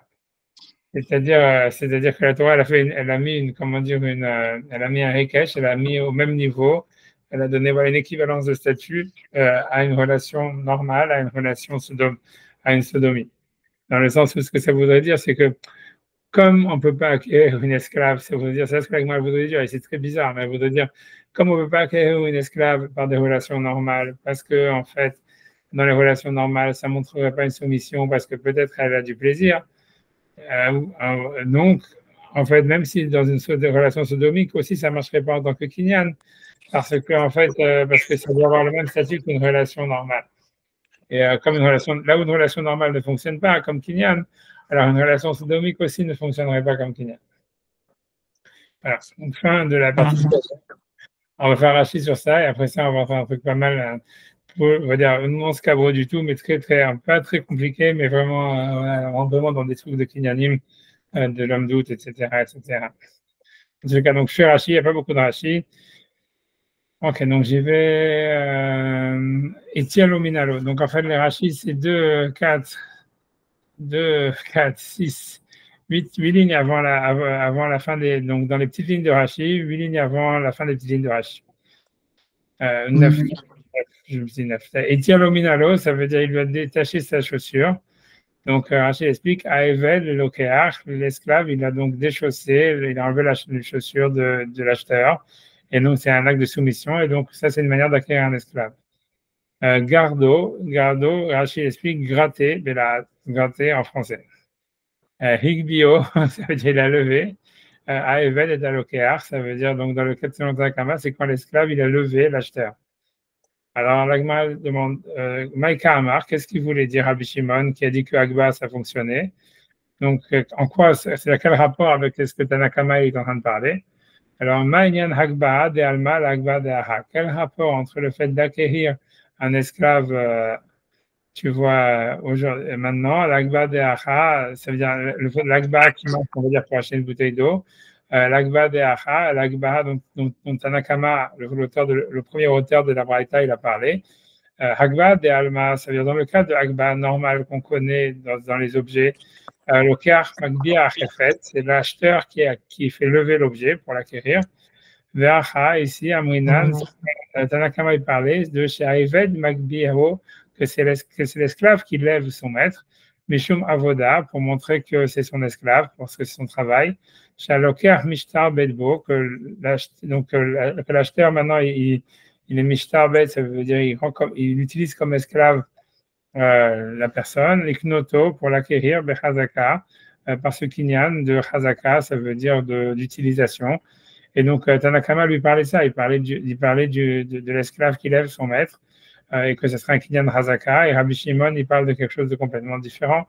Et donc, c'est pour ça que la Gemara dit non, en fait, Ravashi va dire non, il y a une discussion. Tanakama, il pensait, pour une raison ou pour une autre, que Agbaha ne fonctionne pas pour acquérir un esclave. Et Rabbi Shimon, il dit non, Agbaha, ça fonctionne pour acquérir un esclave. Et si un maître, il lève un esclave, il est acquis par Agbaha. Ok, donc la Gemara demande, et là, mais si c'est ainsi, que ça veut dire que si jamais un esclave il lève le maître il est acquis, et donc on voit que voilà, c'est parce qu'il lui a rendu service, on va dire, et qu'il s'est soumis à lui. On m'a dit Shifra Kenaanit, ça veut dire une esclave non juive, Tikane Bevia, on devrait l'acquérir par des relations sexuelles. Donc Rashi dit Dea Agbehale, parce qu'elle le lève. Encore une fois, je ne sais pas ce que ça veut dire. Ça veut dire pourquoi nécessairement quand tu as des relations sexuelles, elle doit lever le mec, je ne sais pas. Ndouha, ça veut dire, je ne sais pas, tu vois, Ndouha, tu vois, ça veut dire, mais accoucher, on n'a pas encore, voilà. Donc, il n'y a pas de Tosfot sur ça, si je me souviens bien. Ouais, il n'y a pas de Tosfot. Voilà, donc on a fini, voilà, donc maintenant, on est dans une nouvelle Sugia. Vous dites Tosfot à Roche, c'est le Roche? A priori, ouais. Il ramène ça là-dessus, je peux vous prendre, c'est moi, je l'ai sur Magma. Non, mais c'est le même, c'est-à-dire quand on dit le Roche, le Rif, c'est ça, Tosfot à Roche, c'est le Roche. Ouais, a priori. Bien que, en fait, ça veut dire, c'est pas évident que ça coïncide. C'est-à-dire que ça veut dire, je vais voir une photo si j'arrive 2 secondes. Ça veut dire, c'est pas évident que ça coïncide parce que, en fait, encore une fois, parce que tu vois, le Tosfot Roche, c'est clair que ça a été écrit avant. Que tu comprends, le Roche, il a eu une double vie, quoi. Il a eu une vie en Allemagne et une vie en Espagne. Et tu vois, ça veut dire que les Tosfot Roche, tu vois, c'était les Tosfot qu'il a écrit parce qu'il a été poursuivi pour être capturé. Parce que si tu veux, à un moment, tu vois, ça veut dire que c'est devenu la mode. Après que les Juifs, ils ont été jetés de France, ils sont arrivés en Allemagne. Quand ils ont été en Allemagne, en fait, ils ont rouvert les yeshivot, etc. Mais les Allemands, ils avaient compris qu'il y avait une manière, en fait, de soutirer de l'argent aux Juifs, c'était de capturer les rachis yeshivot et de demander des rançons. Et donc, voilà, donc le Roche, il s'est enfui à cause de ça, parce que son maître, il lui avait capturé, et lui, il s'est enfui. Donc, donc les Tosfot à Roche, il a écrit ça quand il était en Allemagne. C'est pour ça que c'est écrit dans la méthode, tu vois, des chiottes françaises, tu vois, c'est des Tosfot. Et par contre, le livre, tu vois, le Psakim du Roche, qu'on connaît, tu vois, comme dit le Roche et le Rif et tout ça, il a écrit ça quand il arrive en Espagne, beaucoup plus tard, tu vois. Donc, ça veut dire, donc, en fait, c'est pas évident que ça coïncide dans le sens où, tu vois, il a changé d'avis sur des trucs, etc., quoi. Le Roche, dans les Psakim, il a beaucoup plus de valeur au niveau de la Lara que le Tosfot à Roche, qui est un livre, tu vois, qu'on sait d'abord, il en manque des parties, et en plus, qui a été écrit, tu vois, quand il était, tu vois, plus jeune, quoi. Ok, mais c'est une personne. Et c'est une personne, ouais. Là, je vais essayer de prendre une photo, tu vois, si tu veux, si j'y arrive. Parce que non, c'est tout petit, donc non, je devrais y arriver, tu vois, avec mes talents. Ouais, hop. Voilà. Et des secondes, je ne sais pas si bouger quand même, mais des secondes, je vais essayer maintenant de transférer ça sur WhatsApp. Si tu veux, comment tu fais comme ça? Ah, ça, c'est presque. Voilà. Voilà, j'ai envoyé si vous voulez. Vous avez sur WhatsApp si vous avez une petite photo. C'est un texte très court, hein. Et donc, je peux le lire, hein, si vous voulez. Donc, Tosfot Harosh, je lui dis, et là, mais attache, je ne sais pas si vous avez WhatsApp. Ouais. Tu vois, ça veut dire. Donc, et là, mais attache, Shifra Kenaanit Tikane Bevia. Donc, si c'est comme ça, donc une esclave non juive, elle devait être acquise par des rapports sexuels. Donc, Rachid a dit parce qu'il la lève. On a vu, c'était bizarre. Enfin, parce qu'elle le lève. Alors, puis, Rabbeinu Meir Halevi. Donc, il a expliqué Rabbeinu Meir Halevi. Donc, c'est un auteur avant le Roche, qui était, bref. Et là, mais attache, si c'est ainsi. Donc, il explique que c'est pas parce que c'est pas lié avec le fait, en fait, qu'il la lève ou quoi que ce soit. Chez Niknit Bechazakat Shimush, ça veut dire la preuve est simplement du fait que on peut acquérir un esclave en Bechazkat Shimush, ça veut dire par la Chazaka en l'utilisant comme, voilà, comme un objet, on va dire. Ou comme un esclave, Tikane Nami Bevia, elle devrait être aussi acquise par des relations sexuelles chez Mesham Château parce qu'elle le sert, parce que voilà, elle l'utilise comme un objet, etc. Donc, si tu veux, cette explication du Roche, elle est plus, on va dire, tu vois, déjà, elle marche mieux que celle de Rashi qui dit, bien que ça marche moins bien avec les mots de la Gemara que Rashi, puisqu'on voit que la Gemara, elle fait dépendre ça par le fait qu'elle le lève, tu vois, d'ici déjà, la Gemara dit, si on peut acquérir parce que dans la Gemara, il est marqué, si elle est esclave, quand il lève le maître, il l'acquiert, donc ça veut dire, donc elle devrait être acquise Bevia, donc c'est lié avec le fait qu'il la lève, tu vois, que l'esclave qui lève le maître, et là, c'est ça ce qui est mis en relation avec le fait d'avoir des relations sexuelles. C'est pour ça que Rachid dit, quand il y a des relations avec elle, elle le lève, tu vois, ce qui est bizarre. Mais tu vois, en tout cas, lui dit, non, c'est pas qu'elle le lève, c'est qu'en fait, la déduction de la Gemara, c'est du fait qu'un esclave, il peut être acquis parce qu'on l'utilise. Alors, une esclave aussi, elle pourrait être acquise par des relations sexuelles. Tu vois, c'est différent de Rachid, mais comme je dis, ça marche moins bien avec les mots de la Gemara qui semble dire, tu vois, Ashtadamat Igbi, tu vois que toute la déduction, elle est sur le mot de Akbar. Et c'est bizarre. Toute la Gemara, elle est bizarre, à mon avis, tu vois. Moi, tu vois, ça m'étonnerait pas que s'il y a des versions de la Gemara où ça n'existe pas, que ça a été rajouté par un élève ou un truc comme ça, tu vois. Parce que tu vois, c'est trop bizarre. Tu vois, ça veut dire plein de fois, la Gemara, elle fait des questions comme ça, tu vois. La Gemara, c'est pas bizarre que la Gemara rentre dans des trucs comme ça, mais c'est bizarre. Ça veut dire, on voit pas la logique, tu vois, on voit pas la logique. Ouais, j'avance, tu vois. On vous dit que les ajouts par des élèves, c'est quoi? Non, ça veut dire ça veut dire que tu vois, c'est-à-dire ce que je disais, il faut pas le prendre au mot, hein, ça veut dire qu'il faut trouver des preuves à ça. Mais c'est-à-dire que tu vois, c'est-à-dire que tu vois bien qu'il y avait des versions du Talmud. C'est-à-dire qu'en fait, l'idée, c'est qu'il y a des fois, il y a des versions qui ont été, il y a des fois, ce qui s'est passé dans le Talmud, c'est qu'il y a des choses qui ont été, en fait, ça veut dire que quand le mec, il copiait le Talmud, il y avait des choses à la base qui faisaient partie de commentaires. Parce que, tu vois, en fait, ce que tu vois, c'est que dans le Talmud, il y a des commentaires, ça a toujours été ou bien des injonctions des gaonim ou des trucs comme ça. Et en fait, si tu veux, il y a quelque chose qui aurait sauté, tu vois, peut-être ça, c'était un Tosfot qui parlait d'autre chose, et que quand le copiste, tu vois, il a copié, mais tout ça, quand tu peux pas lire sans preuve, c'est pour ça que je dis, il faudrait regarder les Gersaot. Il y a des livres qui comprennent toutes les Gersaot du Talmud, etc. Moi, je ne les ai pas, tu vois, c'est Rav David Feinstein, lui, il les avait, tu vois, mais, et en fait, tu vois, moi, ça ne m'étonnerait pas que si on cherchait, qu'on ne trouverait pas que, en fait, ça a été un truc, tu vois, qui a apparu dans tu vois, dans des versions tardives, qu'en fait, ça devait être, tu vois, c'est possible qu'il y ait un Tosfot ou quelque chose comme ça, qui posait une question d'ailleurs, tu vois, et que le début du Tosfot, il a sauté, et que par erreur, ça a été mis par le copiste comme faisant partie de la Gemara, et puis après ça, tu vois, on a essayé d'expliquer qu'est-ce que ça voulait dire, tu vois. Et parce que moi, cette partie de la Gemara, elle me paraît bizarre, elle me paraît complètement, tu vois, out of. Tu vois, elle paraît, tu vois, il n'y a pas de logique dedans, tu vois. C'est pas le sujet qui est scabreux, c'est que tu vois pas la raison, tu vois pas la logique. Quel rapport entre le fait de lever un esclave et le fait d'avoir des relations sexuelles avec un esclave? C'est moins logique et pas. C'est quel rapport, tu vois, ça veut dire, tu vois, tu vois, c'est quoi la relation? C'est pour ça que je te dis, mais c'est sûr que tu peux pas le dire sans preuve, tu vois, mais moi, c'est mon intuition, tu vois, ça m'étonnerait pas si un jour, tu vois, tu vas en retrouver dans des bibliothèques, tu vois, etc., et que tu trouves que, voilà, que cette personne d'Agmara n'existait pas dans tu vois, dans des périodes plus anciennes, tu vois. Tu vois, c'est ça l'histoire. Mais bon, Rachid, il l'avait, tu vois, puisqu'il dit pas, il ramène pas une autre guerre ça, il semble. Tu vois, si c'était comme ça, Rachid il aurait dit, s'il n'y avait pas de Rachid dessus, ça aurait été un bon indice. Mais comme il y a ce Rachid, donc ça veut dire, ça veut dire qu'a priori Rachid l'avait. Et en plus, que Rachid n'a pas dit, il y en a qui lisent, il y en a qui lisent pas. On a l'impression que dans tout, que s'il n'y avait pas de doute sur que ça faisait partie du texte original. Mais c'est bizarre. C'est tout ce que je peux dire.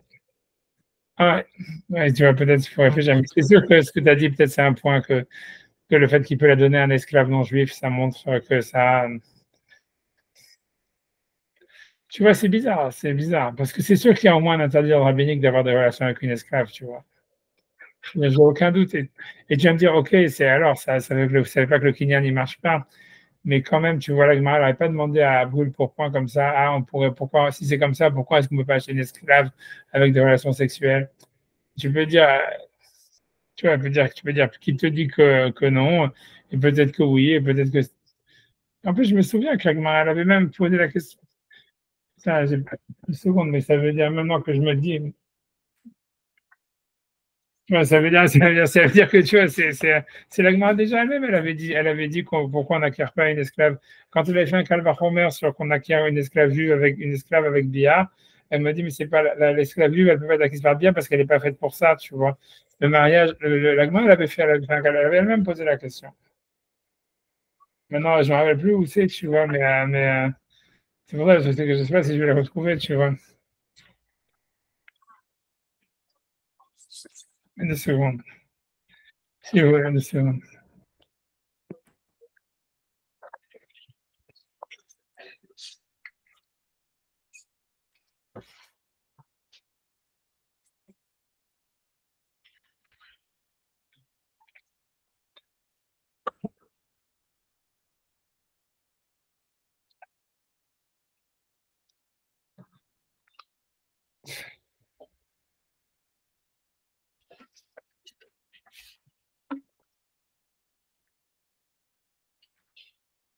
Je me rappelle que la Gemara, elle avait posé sur ça.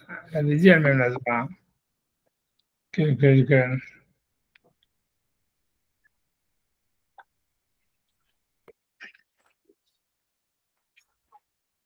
bah, je vais laisser tomber parce que j'ai peur de prendre du temps à trouver ça.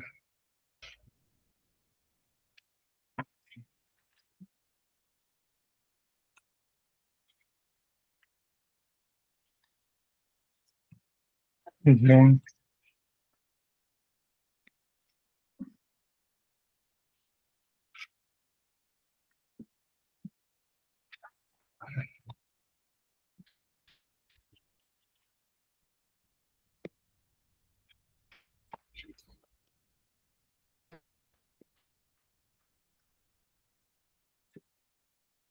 voilà, c'est la Gemara, elle avait dit ça, elle avait dit. Ouais, si tu vois dans la page, tu vois Dalet Amoudbet, je peux vous montrer, tu vois, la Gemara elle-même, elle a parlé de ça. Une seconde, une seconde. Si tu prends la Gemara Dalet Amoudbet, alors c'est sûr que la Gemara, elle a dit pour une esclave juive, mais c'est sûr que tu pourrais utiliser la même Zvara pour une esclave non juive. Mais je suis sûr que le Rishonim, ils doivent en parler, tu vois, 2 secondes, je vais faire.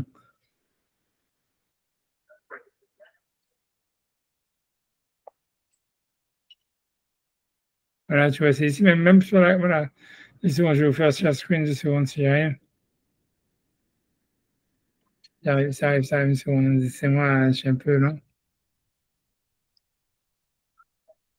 Voilà. Et tu vois, ici, tu vois, c'est l'Agma, elle avait dit ça, elle avait dit. J'attends que ça. Je peux essayer de zoomer un peu 2 secondes.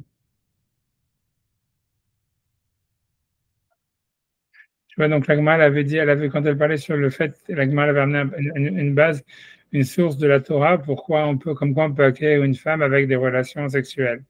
L'Agma avait dit Béala, ça veut dire du mot Béala, on apprend Melamed, Bevia, de là on apprend qu'on peut faire Kinyan d'une femme, une des manières de se marier, c'est par des relations. Et l'Agma avait dit un Kalvachomer, elle avait dit Valodin, ou n'est-ce pas un Kalvachomer, pourquoi j'ai besoin d'une source du Pasuk?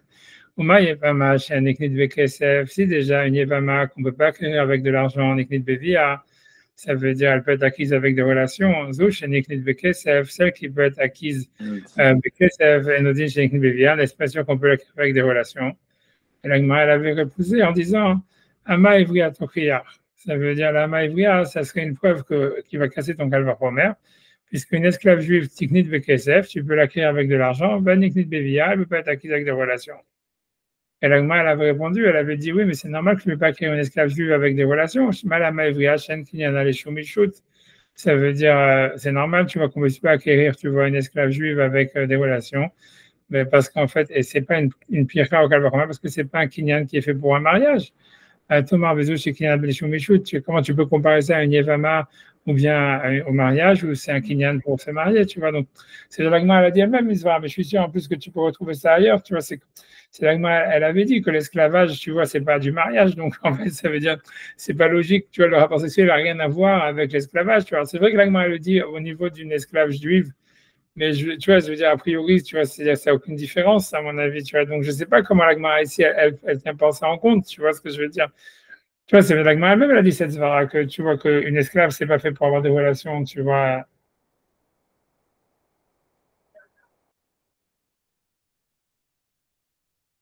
Tu vois.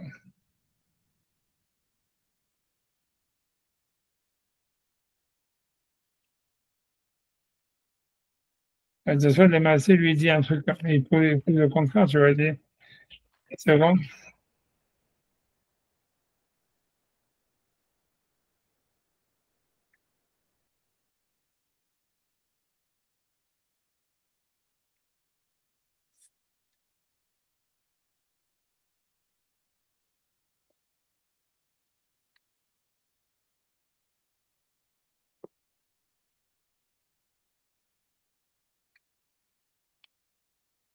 C'est bon.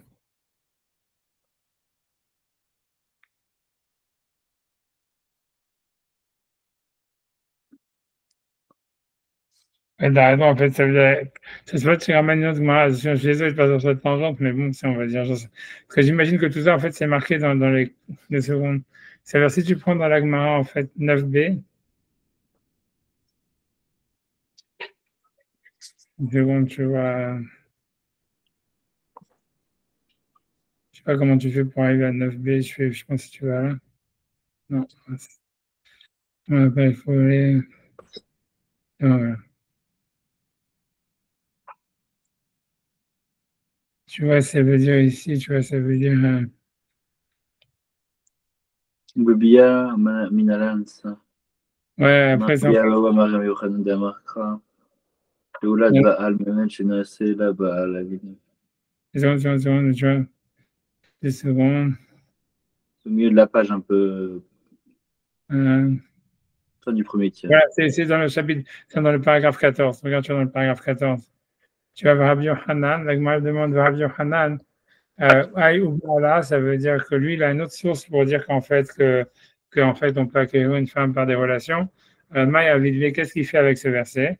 Elle va dire, ça veut dire que ça vient nous apprendre que donc une femme, elle peut être acquise par des relations, ou bien, je ne sais pas si ça parle de la Yevama ou d'une femme normale. Venama Ivriya Neknit Bevia, mais une esclave juive, tu ne peux pas l'acquérir avec des relations. Et l'Agma, elle dit pourquoi? Elle dit ça, Kalata Hamina, ça serait monté à l'esprit. Titi Bekalvachoma mi Yevama, j'aurais pu apprendre par un Kalvachoma de la Yevama. Uma Yevama, Neknit Bekesef, si déjà une Yevama qui n'est pas acquise avec de l'argent, Neknit Bevia, on peut l'acquérir avec de l'argent, avec des relations. Nous, chez Neknit Bekesef, celle qu'on peut acquérir avec de l'argent, et nous dit chez Neknit Bevia. À la fin, tu veux, ça reste, on a l'impression, tu vois. Elle ne repousse pas ce qu'elle va promettre, tu vois, si tu veux. Alors, c'est hyper étrange parce que là encore, tu vois, ça veut dire pourquoi tu as besoin, comment tu aurais pu faire ce qu'elle va promettre? Ça veut dire quel rapport, tu vois, voilà, ça veut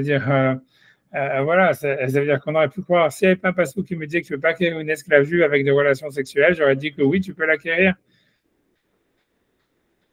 Tu vois, je ne sais pas. Tu vois, pour moi, c'est, tu vois, ça veut dire, je sais, non, non, tu vois, je ne sais pas comment on aurait pensé à un truc pareil, tu vois. Parce que tu vois, ça veut dire, c'est comme la Gemara dit dans ma page 4, tu vois, c'est pas un kinyan qui est fait pour le mariage. Tu vois, ma pitam, tu vois, ça veut dire, tu vois, en fait, tu vois, c'est parce que j'ai trouvé, parce que c'est toi qui pose la question dans la page 4b, tu vois.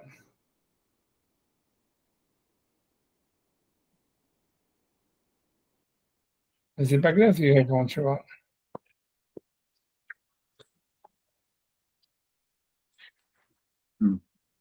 Enfin, voilà, ça veut dire, a priori, je sais pas, tu vois, ça veut dire, de tous ces passages de la Gemara, on a, en tous les cas, de ces passages de la Gemara, clairement, dans dans la page 9b, tu vois, ça, on voit que la Gemara, elle pensait, ça veut dire, elle pensait que même on pouvait créer une esclave juive avec des relations sexuelles, tu vois, sauf s'il y avait pas eu un passouk pour nous dire non, j'aurais pris un calvaire romain, j'aurais dit que je peux acquérir une esclave juive avec des relations sexuelles.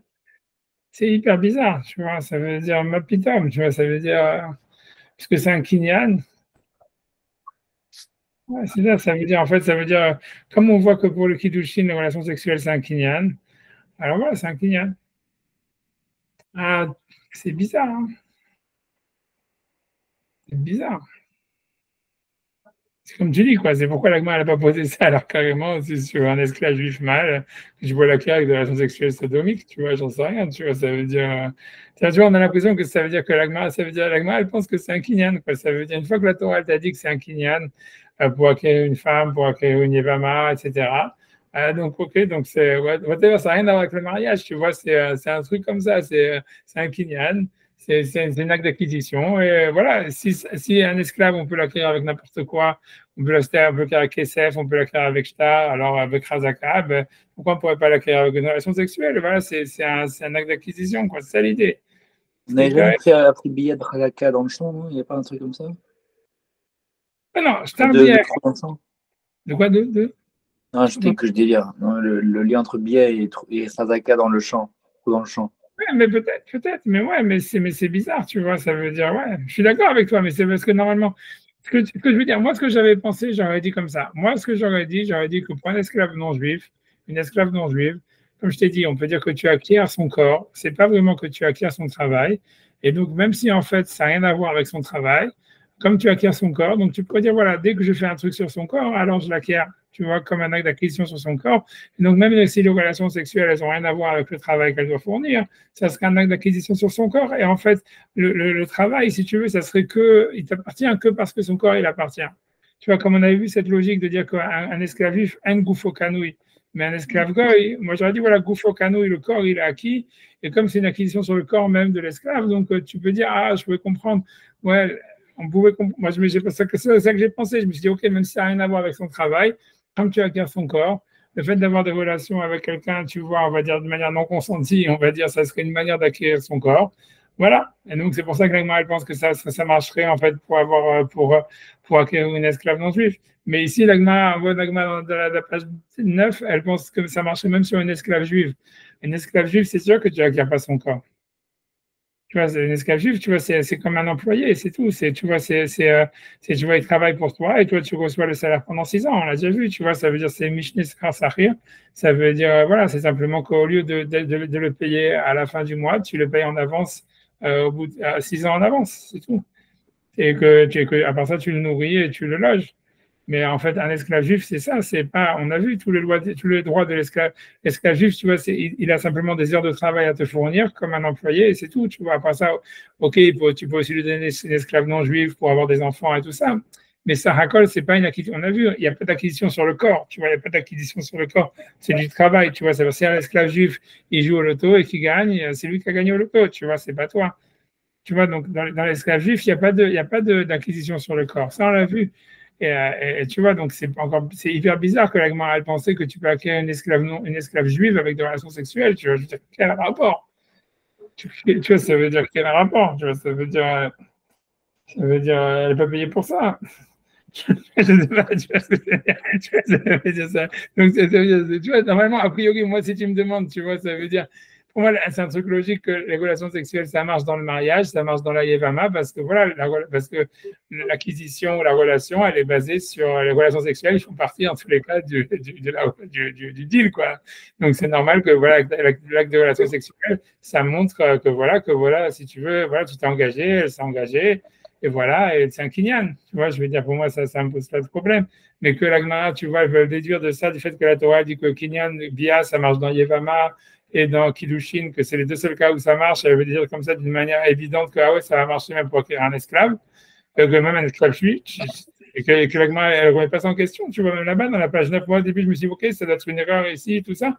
Après, maintenant, je vois même dans l'Agmara, dans Daftet, tu vois, elle le dit aussi d'une manière comme ça évidente sur une esclave juive que c'est encore plus difficile à comprendre. Et elle ne remet pas en question. Elle dit oui, il n'y a rien Kalvachomer, j'aurais fait le Kalvachomer, mais il y a un passou qui me dit non, bah là, on apprend de là que simplement une femme tu acquiers avec des relations sexuelles et pas une esclave. Tu vois, c'est hyper bizarre. C'est hyper bizarre. J'imagine que le commentaire ils doivent parler, tu vois, c'est pour ça que j'ai pas envie de tuer de trucs, parce que j'imagine que les Rishonim, ils doivent dire aussi, ou dans la page 9, tu vois, ou ici, peut-être que dans la page 9 plus qu'ici, tu vois. Mais j'ai pas le temps, tu vois, j'ai pas envie de commencer à faire de la recherche maintenant parce que je me dis, tu vois, faut avancer, quoi. Je suis de la peine pour vous, quoi. C'est tout, tu vois. L'une d'elles, j'essaierai de regarder, tu vois, on peut essayer de cliquer, tu vois, que j'essaie de cliquer un petit peu de secondes sur les commentaires, une seconde, voir s'il y a quelque chose qui sort, qui pop up, like just, tu vois, comme ça, facile. Tu vois, 2 secondes s'il y a quelque chose qui sort, mais ça m'étonnerait de trouver si facilement, on sait jamais. Tu vois, ici, il n'y a rien. Une seconde.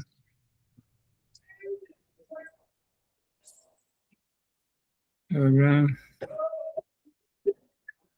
Ça dit rien, tu vois, pas vraiment.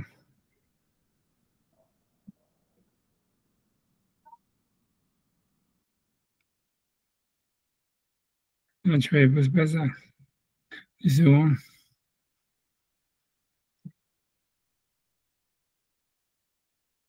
Tu vois, ça, j'ai dit rien, tu vois, ça veut dire, faudra regarder les commentaires là-bas, tu vois. Ça m'étonnerait de trouver quelque chose.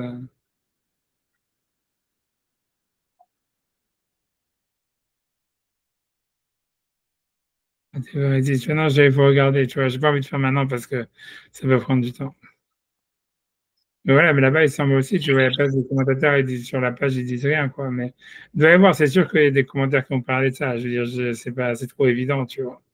Mais honnêtement, c'est hyper bizarre. Ça veut dire comme ça, c'est hyper bizarre. Voilà, si tu viens, c'est bon, on avance un peu la Gemara chez nous. En tout cas, voilà, c'est une question, quoi. Ça veut dire comment la Gemara, ça veut dire, elle peut prendre, ça veut dire, voilà, elle peut avoir, en disant que c'est un kinyan, que les relations sexuelles, c'est un kinyan, donc ça devrait marcher sur un esclave. C'est super bizarre, mais qu'en plus, elle le dise dans la page 9, même sur un esclave juif, c'est encore plus bizarre. Et puisque la Gemara, à la fin, elle réfute, elle dit que les relations sexuelles, ça ne marche pas sur un esclave juif uniquement parce qu'on a un passouk qui vient l'exclure, mais sinon, j'aurais un calvaire Homer, c'est hyper, tu vois, ça nécessite une explication, tu vois, ça nécessite une explication. C'est vraiment, ça veut dire, ce que ça veut dire logiquement, ça veut dire que on considère que les relations sexuelles, c'est rien de sexuel, si tu veux.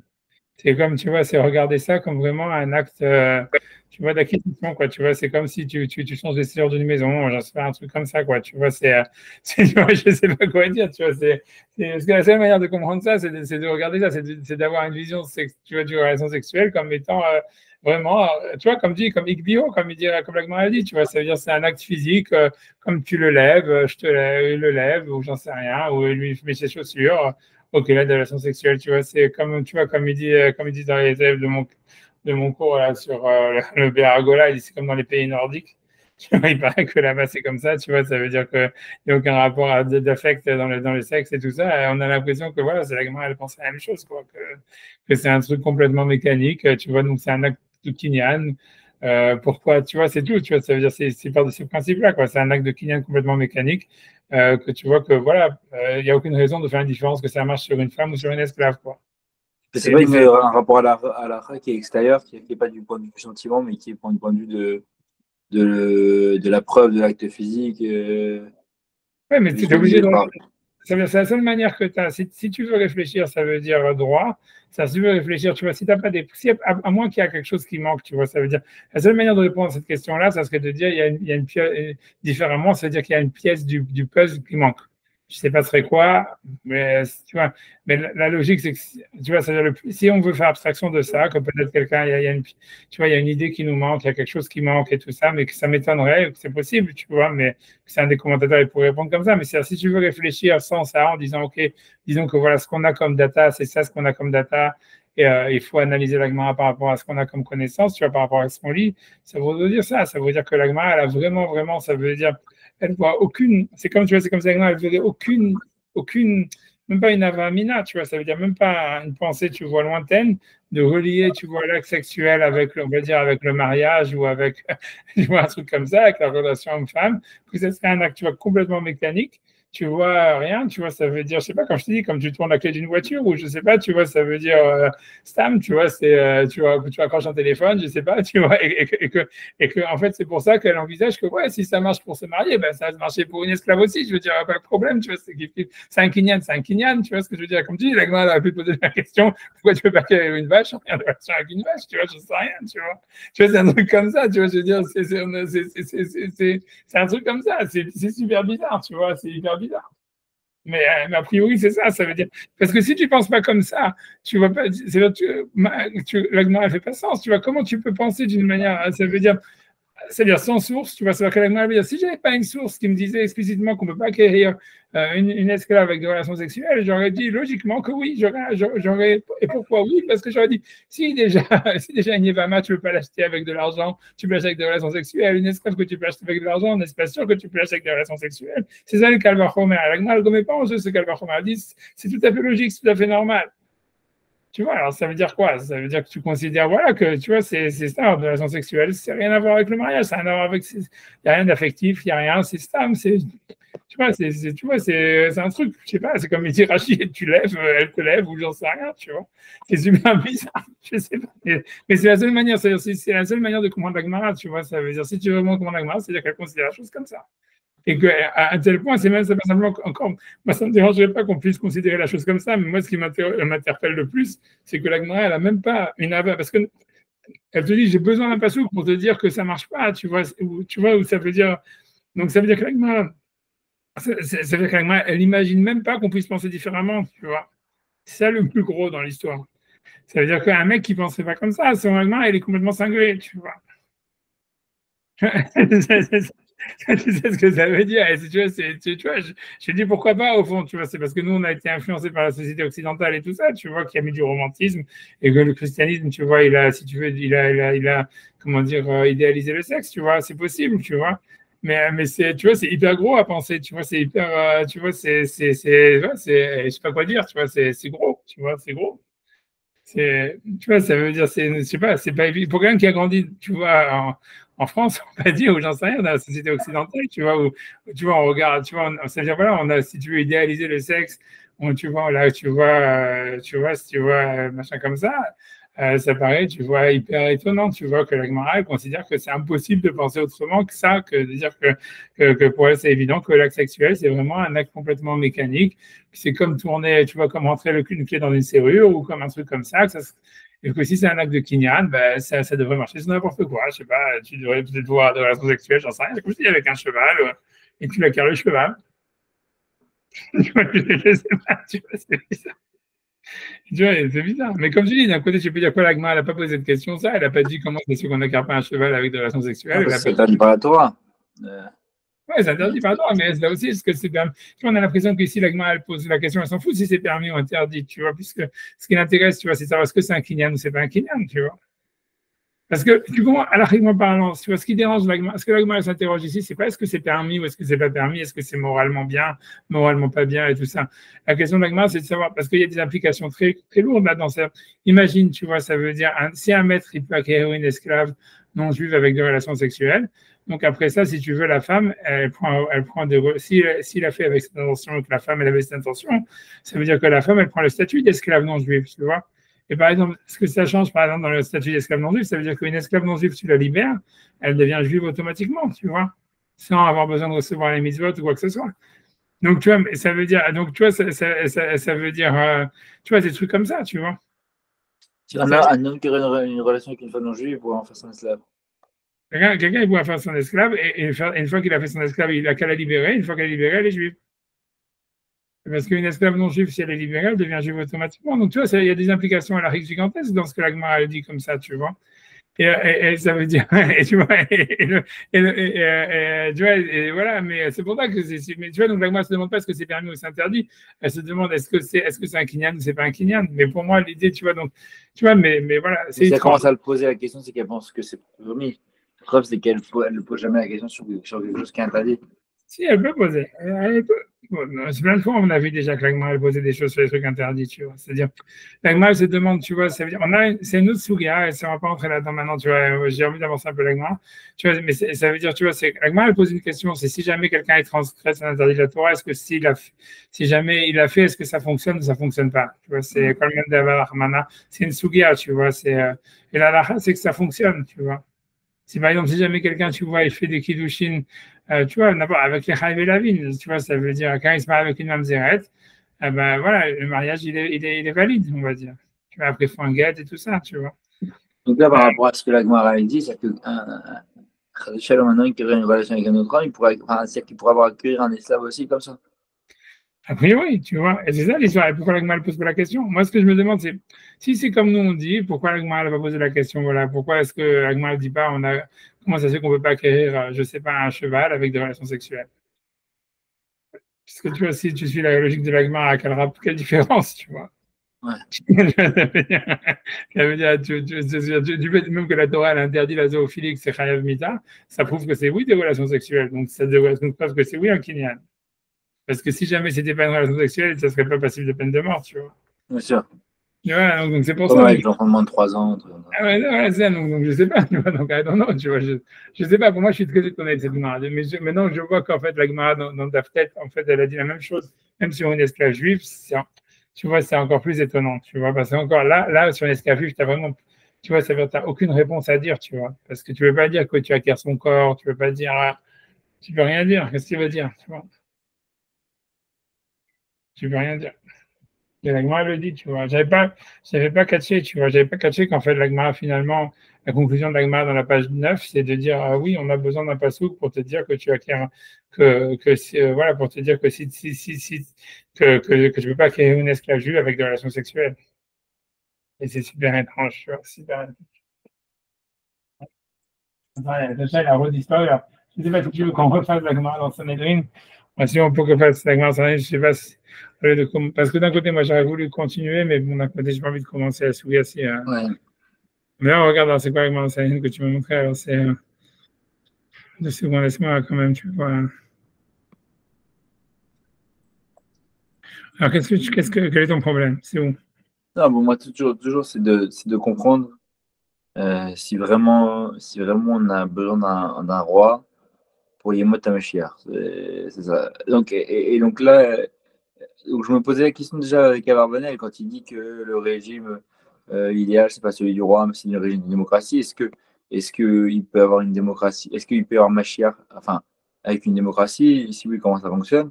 Et là, il y a il semble qu'il y a un auteur de la Gemara qui pense comme ça, qu'il n'y a pas besoin de Mashiach.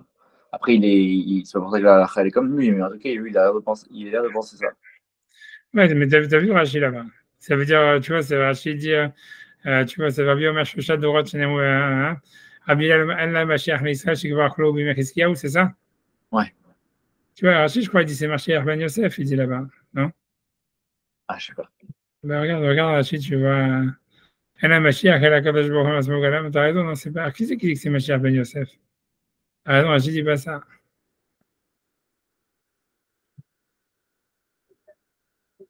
Ah, je savais que c'est vraiment pas une. C'est vraiment un sujet de halakha les maasé pour moi aujourd'hui. Enfin, les maasé. Mais parce que tu vois, les trucs, tu peux pas vraiment savoir toutes ces choses-là, tu vois, bon, tu vois ce que je veux te dire, tu vois, c'est quand tu demandais tous ces chélotes à Ephraim Kanievski et tout cela, tu vois, ça veut dire, qu'est-ce que tu vois, c'est quand, c'est quoi ta chéla exactement, au niveau de la Maasé, c'est quoi, c'est ce que l'État d'Israël, c'est le Mashiach, c'est ça ta question? Oui, enfin, surtout, beaucoup plus que ça. Est-ce que en fait, à partir du moment où on va détruire enfin, on va conforter nos frontières, on peut construire le Beth Amikdash. Mais bien sûr qu'on peut construire le Beth. On a déjà vu ensemble, tu vois que le Maasé, c'est pas évident. On avait vu que le Mashiach, que le Tosfot Yom Tov, il disait que, donc il avait amené plein de midrashim, comme quoi le Beth Amikdash allait être construit alors qu'on n'aurait même pas le pouvoir sur Israël. Ouais, oh. Ça, machin, blablabla. On a vu qu'il y avait des preuves de la Mishnah sur ça. Tu vois, on l'avait fait dans les premiers cours qu'on avait fait sur la Ouais, religion. bien sûr, bien sûr. Voilà, donc, tu vois, je sais pas, donc, ah non, non, c'est pour ça, tu vois, mais il y a plein d'avis, donc, tu vois, a priori, tu vois, a priori, l'idée simple, l'idée, la page de cette histoire-là, c'est que tu as l'impression qu'il faut construire le Beth Amikdash, et que voilà, que celui qui construira le Beth Amikdash sera le Mashiach, c'est ça l'idée, tu vois, c'est ce qui est marqué dans le Ouais, Rambam. mais je me demande toujours si ça doit être un homme, parce qu'il y a aussi un autre truc C'est qui me pas dit que travaille. ça doit être un homme, c'est pas dit que ça doit être un homme. Mais c'est dit, tu vois, en tous les cas, qui que ce soit, ça sera, tu vois. Alors, si c'est Ah, jamais c'est un gouvernement, c'est un gouvernement. Si c'est un beddin, c'est un beddin. Si c'est un type, ouais.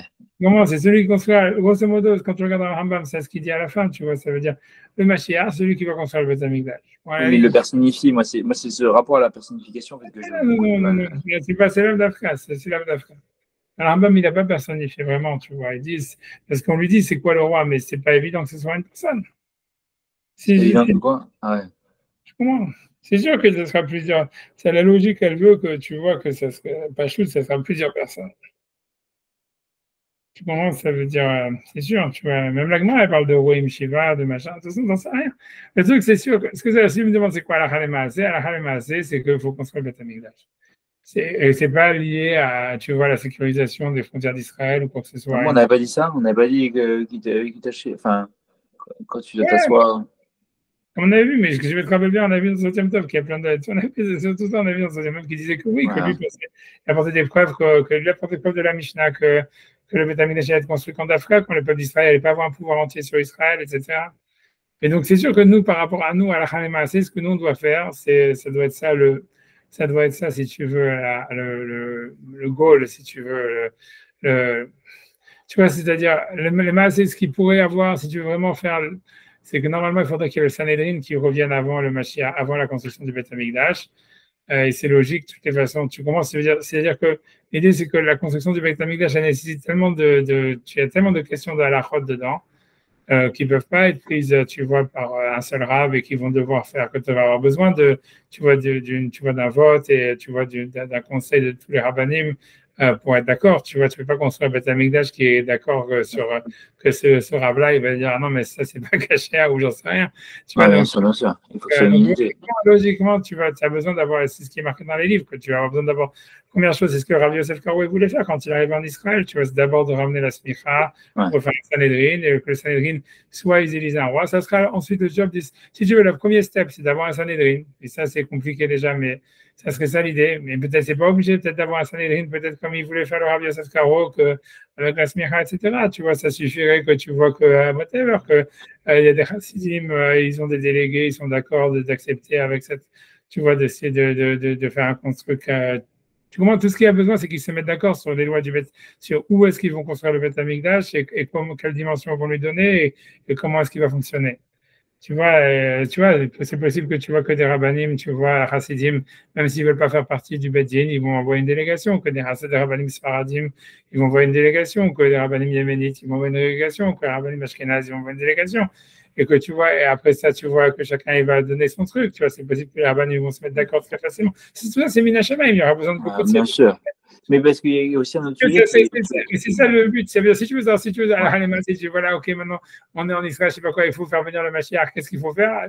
Ce qu'il faut faire, ça serait, tu vois, le but, ça serait construire le Beth Amikdash. Construire le Beth Amikdash, ça nécessite, tu vois, une union entre tous les rabbanim. Donc, si tu veux, si tu veux faire une première étape avant ça, ça serait de mettre tous les rabbanim d'accord, qu'au moins ils se reconnaissent les uns les autres, qu'il y ait un consensus, tu vois, sur des rabbanim que tout le monde reconnaît et qu'ils se mettent d'accord tu vois, à plancher sur les plans du Beth Amikdash, qui est pas très il y a déjà plein de rabbanim qui l'ont fait avant, tu vois, qui ont fait des plans d'où est-ce qu'ils devaient être. Il y a plein d'avis, mais tu vois, ça veut dire on peut faire un consensus, tu vois, c'est pas un problème halachique, tu vois, insoluble, hein, c'est pas résoudre, je sais pas, un truc pour problème mathématique, tu vois, très compliqué, tu vois, hyper compliqué, c'est un gros travail, tu vois, mais c'est jouable, c'est faisable. Tu vois, avec les rabbinim qu'on a aujourd'hui, tu vois, et ça veut dire, et voilà, après ça serait la première étape, si tu veux, voilà, et après ça, voilà. Mais parce qu'il y a un autre sujet qui est à la Khalema, c'est pour moi, c'est la Emouna. C'est tout ce qu'on a vu. La Emouna dans Melech HaMashiach, elle a l'air d'être un des Karim. Je sais pas, moi, de ce que je voyais, là, les commentaires, notamment sur Rav Hillel et sur ce qu'il disait, ils sont très durs sur, de ce que je voyais du Khatam Sofer, mais je comprenais pas tout. J'ai l'impression que c'est Kofer Baïkar et qu'ils expliquent, après ils font des pieds et des mains pour essayer de réexpliquer Rav Hillel pour lui expliquer qu'il nie pas le Mashiach, quoi. Ah, donc c'est ça, le Mashiach, ça va être parfois c'est une délivrance, Voilà, parfois, enfin c'est la foi Mashiach, parfois c'est une délivrance, parfois c'est un. c'est pas la foi en une personne, c'est pas la foi en une personne, c'est sûr que non. C'est sûr que c'est pas la foi en une personne. C'est sûr que c'est pas la foi en qu'il y a un roi, machin, comme les chrétiens y pensent et tout ça. C'est sûr que non. Ah voilà, c'est ça qui me dérange au fond, c'est super chrétien comme histoire. Mais il n'y a pas un cas, tu vois bien qu'il n'y a pas comme ça. Parce que tu vois, ceux qui ont dit pas comme ça, ça veut dire, si le Rambam, quand il apparaît sur le machin, lui-même, il est très flou. Et tu vois bien que l'Agmara, quand tu lis l'Agmara, pourquoi il donne cet avis? Pourquoi il dit, voilà, il n'y a pas de Mashiach parce qu'ils n'ont déjà mangé, qu'est-ce qu'il y a, etc. C'est parce que voilà, on ne sait pas qu'est-ce que ça va être, tu vois. Donc, comme on ne sait pas, l'idée, c'est que c'est pas écrit d'avance. C'est pas écrit d'avance, c'est pas écrit d'avance. C'est tout, tu vois, c'est ce que le Rambam dit, c'est que l'histoire, elle n'est pas écrite d'avance. Tout ce qui, la Emouna, elle est que le Ham Israël, il va revenir en Israël, c'est presque déjà arrivé.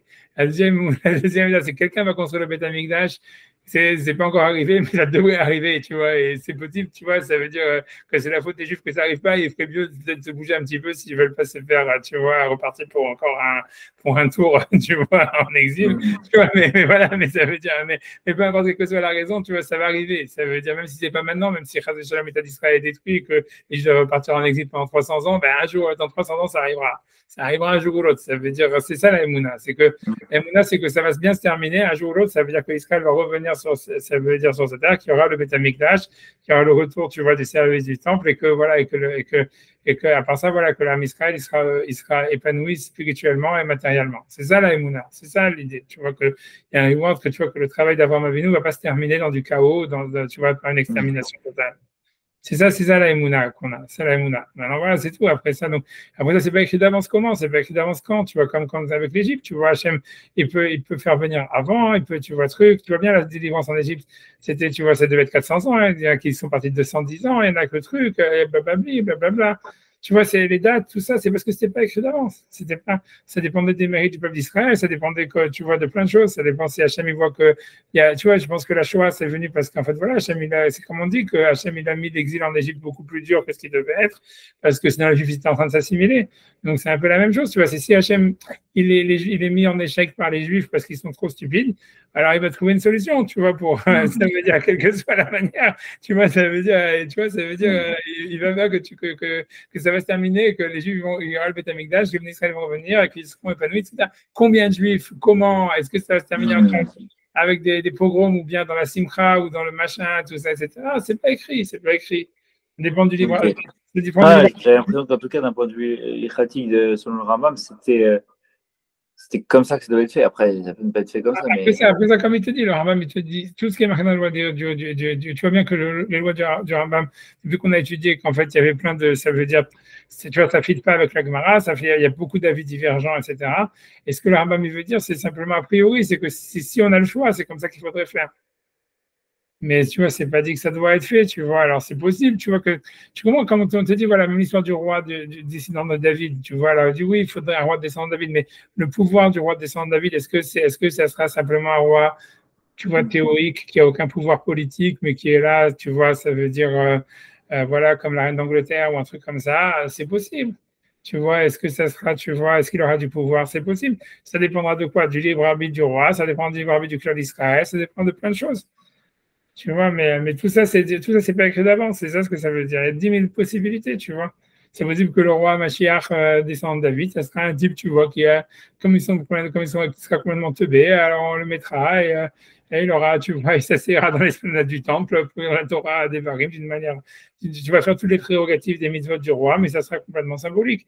Mais le pouvoir, il sera entre les mains du Sanhédrin, d'un gouvernement, de XY, j'en sais rien. Tu vois, tout ça, c'est accessoire. Sur ça, il n'y a pas une émouna. Ce n'est pas un des 13 ikarim de la émouna de penser que ça va être un roi, que ça va être ci, que ça va être ça. Ça, c'est sûr que non. Tu vois, c'est sûr que. Tu vois, voilà, c'est sûr que maintenant, c'est sûr que nous, on aurait maintenant une mitzvah quand même d'essayer, à mon avis, tu vois, de faire des efforts, hein, tu vois, pour que, tu vois, ça veut dire, voilà, je veux dire, je pense que, et ça, mais ça, c'est mon avis personnel, c'est pas de la Torah, mais moi, ce que je pense, c'est que quand Hachem, voilà, on a bien vu qu'Hachem, il a fait que, voilà, que l'État d'Israël arrivait, etc. Donc, on a l'impression, même que, tu vois, que tous les rabbinim, ils s'attendaient pas à ce que, le retour en Israël se passe de cette manière. Mais maintenant, tu vois, ça veut dire Hachem, on a l'impression qu'Hachem, il veut que l'homme il soit actif là-dedans, tu vois. Moi, je pense, tu vois, qu'il faut, tu vois, moi j'en sais rien, c'est mon avis personnel, moi je pense qu'il faudrait, si à la Massé, comme tu dis, il faudrait quand même essayer de faire des efforts en but, tu vois, de reconstruire le Beth Amikdash. Maintenant, tu vois, je vois pas pourquoi personne n'a commencé, tu vois. Je comprends pas pourquoi, tu vois, voilà. Il y a des groupes. Ouais, il y a des groupes, mais tu vois, c'est fait par des gens. C'est pour ça. Et ça peut venir que, tu comprends, il faut, comme je dis avec David Ameller, que tu vois, que lui, il a demandé, il faut que ça vienne du peuple, tu vois, il faut que ça vienne, tu vois, ça peut pas venir de la vie isolée, ça peut pas venir tu vois, il faut que ça vienne, tu vois, tu vois, si tu veux, tu vois, ça veut dire je sais pas comment t'expliquer. Si volonté populaire. Voilà, c'est une volonté qui soit, voilà, populaire et aussi des rabbinim, tu vois. C'est comme si tu veux, et si tu veux, comme il y a quelque chose, je sais pas comment t'expliquer, mais tu vois, si tu veux, la Torah, elle change pas, mais la Torah, elle change, tu vois. C'est-à-dire que si tu regardes, tu vois, comme je t'ai dit, tu vois, ça veut dire quand tu regardes comment la Torah, elle était à l'époque, même, tu vois, de Merabanim, tu vois, comment c'était les yeshivot à l'époque de Merabanim, c'est plus comment les yeshivot, elles sont maintenant. Et même tout est comme ça, tout a évolué. Les synagogues, tu vois, même si les synagogues, elles sont toujours les mêmes synagogues, tu vois, quand tu vas dans les synagogues, tu vois que c'est plus, il y a une évolution dans les synagogues. Même quand tu vas dans les écoles, tu vas voir que dans les écoles juives ou dans les yeshivot, même si on va te dire on enseigne toujours la même chose, ça a changé, tu vois.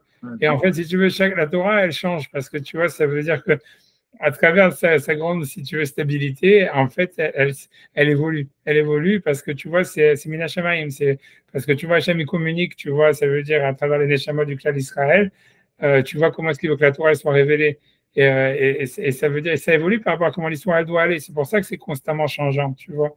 Mais c'est ce que je veux dire. Donc ça veut dire que quand le peuple d'Israël il sera prêt, tu vois, de construire le Beth Amikdash, c'est-à-dire pour tout le monde, ça sera pour tout le monde, en tout cas pour la majorité des rabbinim, tu vois, je parle pas des rabbinim débiles, tu vois, mais ça veut dire la majorité des rabbinim, tu vois, ceux, tu vois, de la rabbanout ou j'en sais rien, ou qui sont dans les choules, ou consistoire même, tout ce que tu veux, ça sera pour eux évident, ça va rentrer dans leur tête de manière évidente, tu ne sauras pas pourquoi, ça ne va pas sortir du jour au lendemain que il faut construire le Beth Amikdash. Et ça va rentrer dans leur tête. Et tant que c'est pas rentré dans leur tête, c'est Hachem qui a fait que c'est pas rentré dans leur tête. Tu vois ce que je veux dire? C'est pas parce que c'est Hachem qui fait que ça rentre dans leur tête. Donc, si c'est pas rentré dans leur tête, ça sert à rien de forcer. Tu vois, même si toi tu penses que oui, c'est ce qu'il faudrait faire. Tu vois, c'est comme Hachem, il n'a pas voulu que ça rentre dans leur tête, donc c'est pas rentré dans leur tête, tu vois. Tu vois ce que je veux dire? Alors, ok, c'est pas rentré dans leur tête pour une raison ou pour une autre, tu peux pas.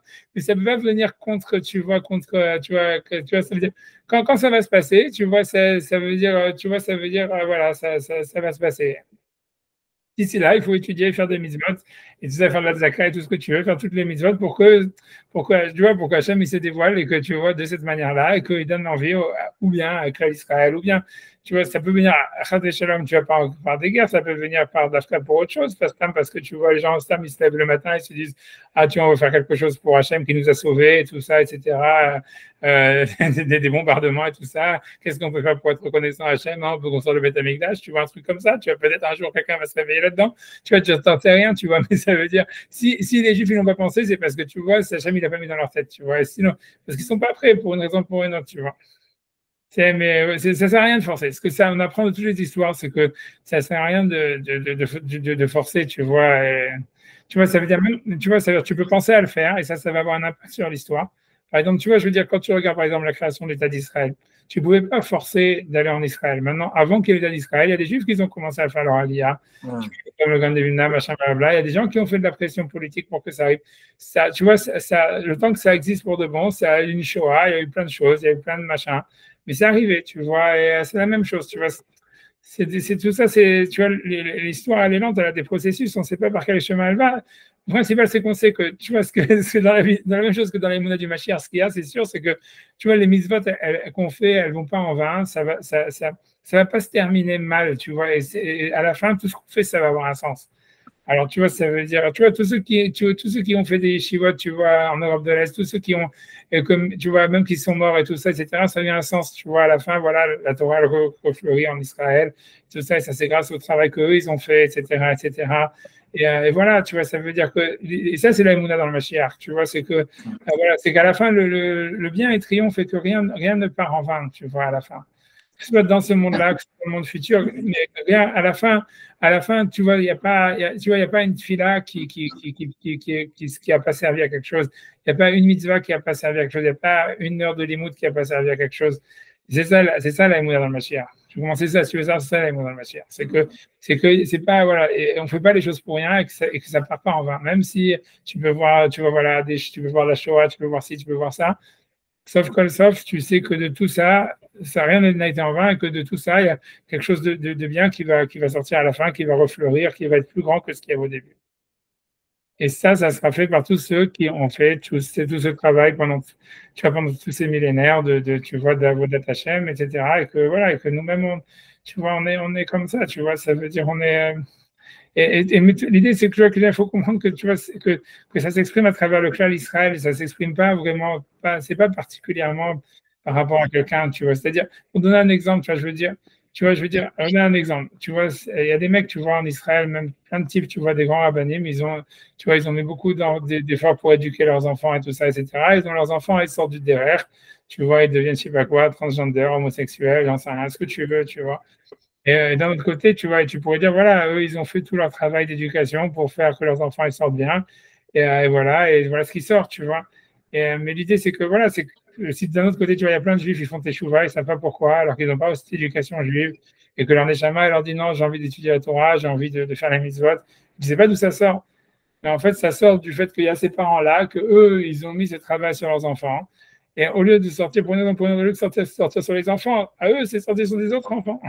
Et tu vois, parce que toutes les neshamas du clan Israël, et c'était mis Shamaïm, tu vois, c'est comme ça, c'est toutes les neshamas du clan Israël sont liées, et on ne sait pas l'impact, tu vois, ça veut dire l'impact qu'on a de nos mitzvot, il est quelque part, et il a une fin quelque part, mais il n'est pas, si tu veux, il n'est pas linéaire. C'est pour ça, comme tu comprends que en fait, tout le peuple d'Israël, c'est une chose, c'est Echad, c'est une seule chose, et tu vois, ça veut dire, et voilà, donc ça veut dire, c'est pour ça qu'on comprend, on voit pas l'impact de nos actions, mais, parce qu'en fait, parce qu'on n'est pas assez grand pour le voir, mais en fait, toutes nos actions, elles ont un impact, et voilà, c'est ça l'histoire du Mashiach, c'est ça l'idée. Ça veut dire que toutes les mitzvot, tous les livres qui ont été écrits en Europe de l'Est avant la Shoah, toutes les heures de limoud que les gens ils ont fait dans les camps de concentration, ils ont eu un impact, tu vois, et ça fait qu'aujourd'hui, il y a je sais pas combien de centaines de milliers d'élèves dans les yeshivas.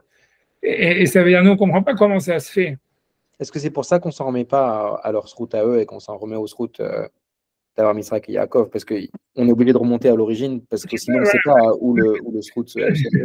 Tu peux, si tu veux, j'en sais rien, c'est parce que si vous ne connaissez pas, j'en sais rien, oui, c'est un peu ça, si tu veux, c'est ça. Mais c'est, voilà, comme tu dis.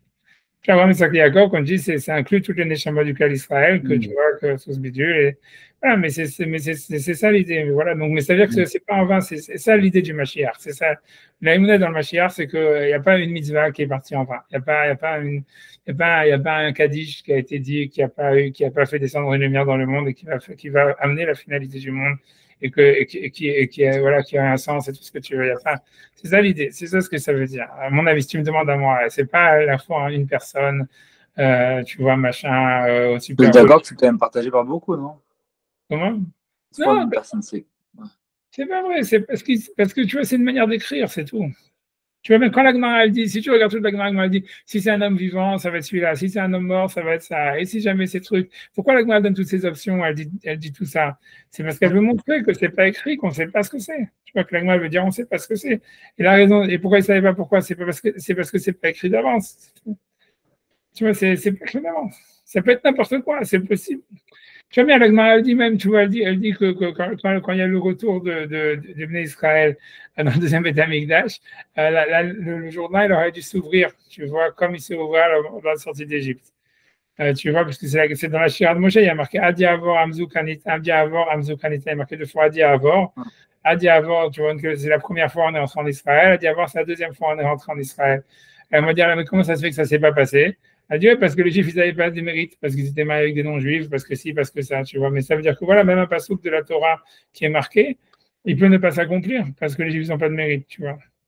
Donc, tu vois, on te parle d'un truc qui est marqué explicitement dans la Torah, tu peux même pas, tu vois, un des seuls trucs qui était marqué pour le futur, ça s'est pas accompli. Donc, voilà, donc c'est ça ce que dire, donc c'est rien n'est marqué, donc tu vois, tu vois ce que je veux dire. L'idée, elle est même, le moins tu le dis, le mieux ça vaut. C'est pour ça que tous les rabbins ne voulaient jamais rien dire quand il y avait quelque chose. Parce que le plus tu vas dire ça va être ça, ça va être ça, ça va être ça, le moins ça va arriver.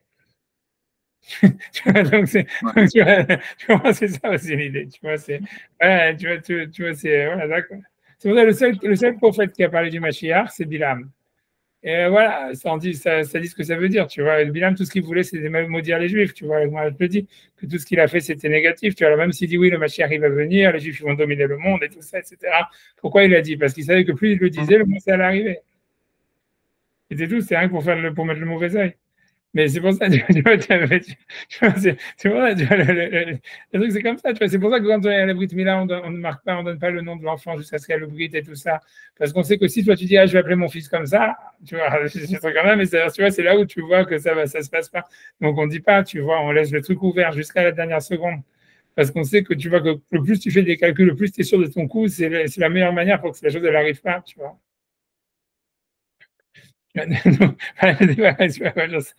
Je sais pas si c'est que, je sais pas pourquoi ça, c'est juste, toi, t'es pas convaincu par tout ça.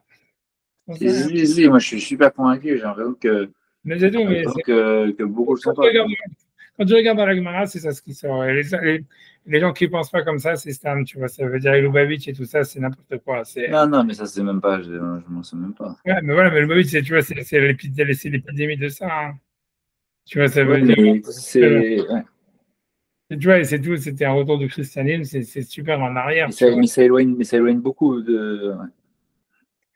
Ouais. Je te dis, tu vois, c'est normal, ça veut dire. Comment on peut vouloir. Enfin, je sais que beaucoup sont imprégnés. En fait, quand on demande Mashiach, beaucoup sont imprégnés d'une vision d'un roi, qui veut d'un roi aujourd'hui, qui veut d'un libérateur et pas se libérer. Je sais pas, c'est vachement.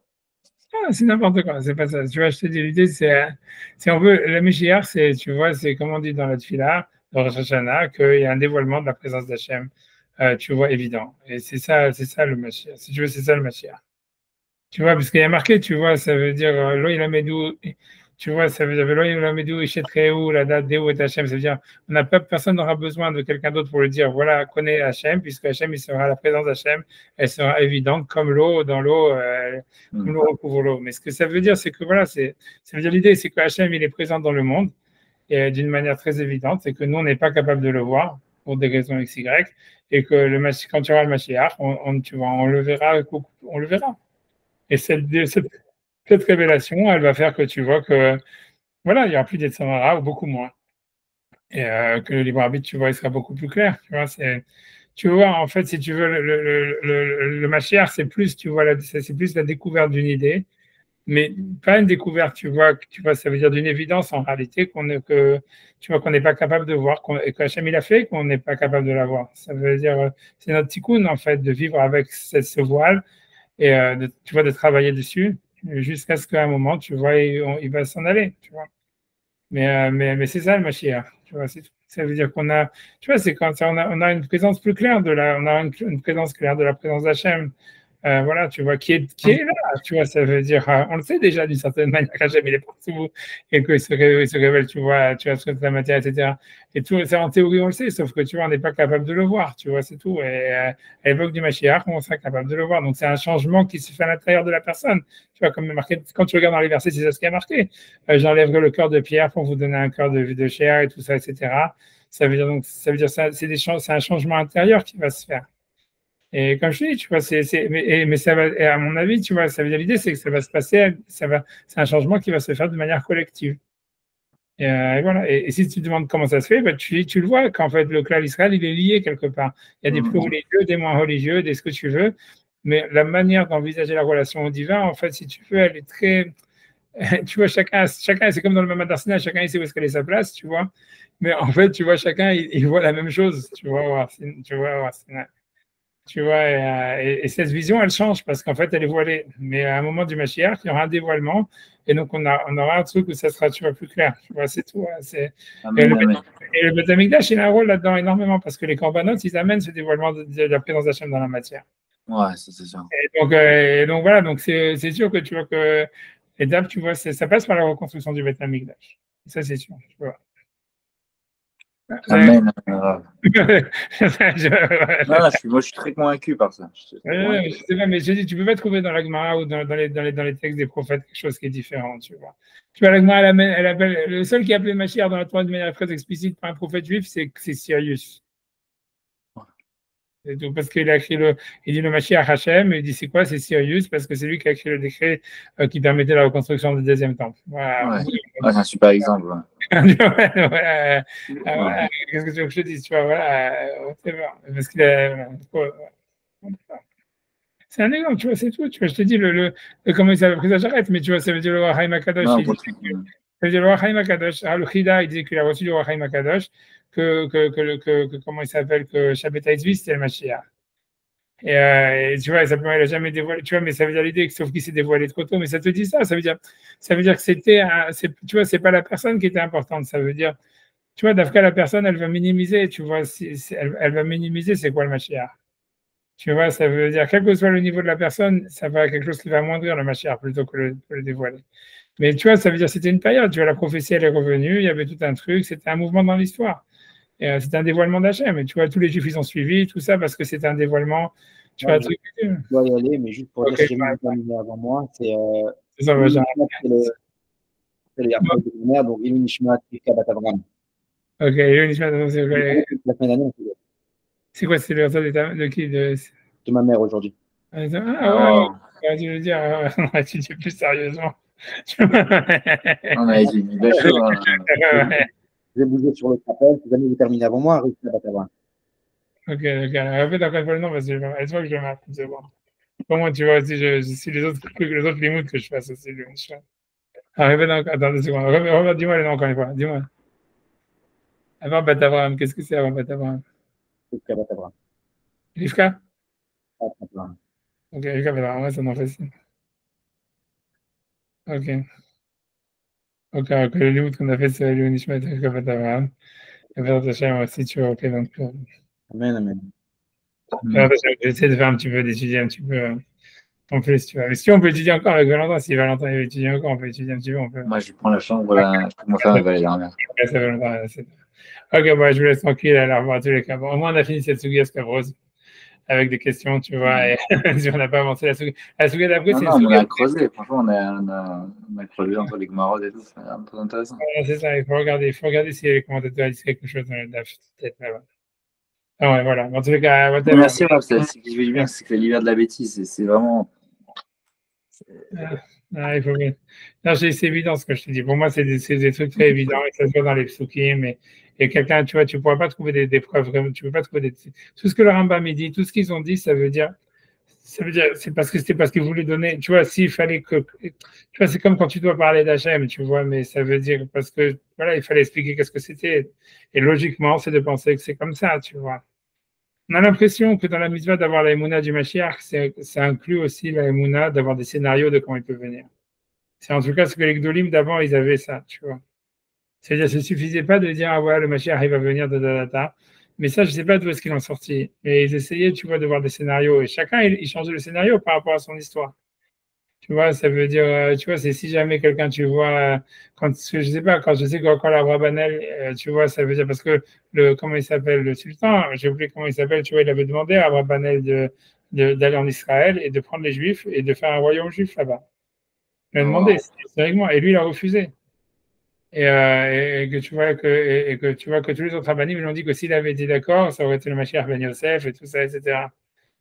Et tu vois, mais voilà, mais ça veut dire, voilà, ça veut dire que les rabbinim, ils ont pensé ça. Ça veut dire, l'idée, c'est que tu vois, ils n'ont pas dit, ah voilà, comme c'est, ils n'ont pas obligé à le faire. Ça veut dire rien. Ça veut dire, si lui pensait pas qu'il devait le faire, ça veut dire que c'était pas lui, tu vois. Mais ça veut dire que eux, ils avaient la émouna, que ça soit comme ça.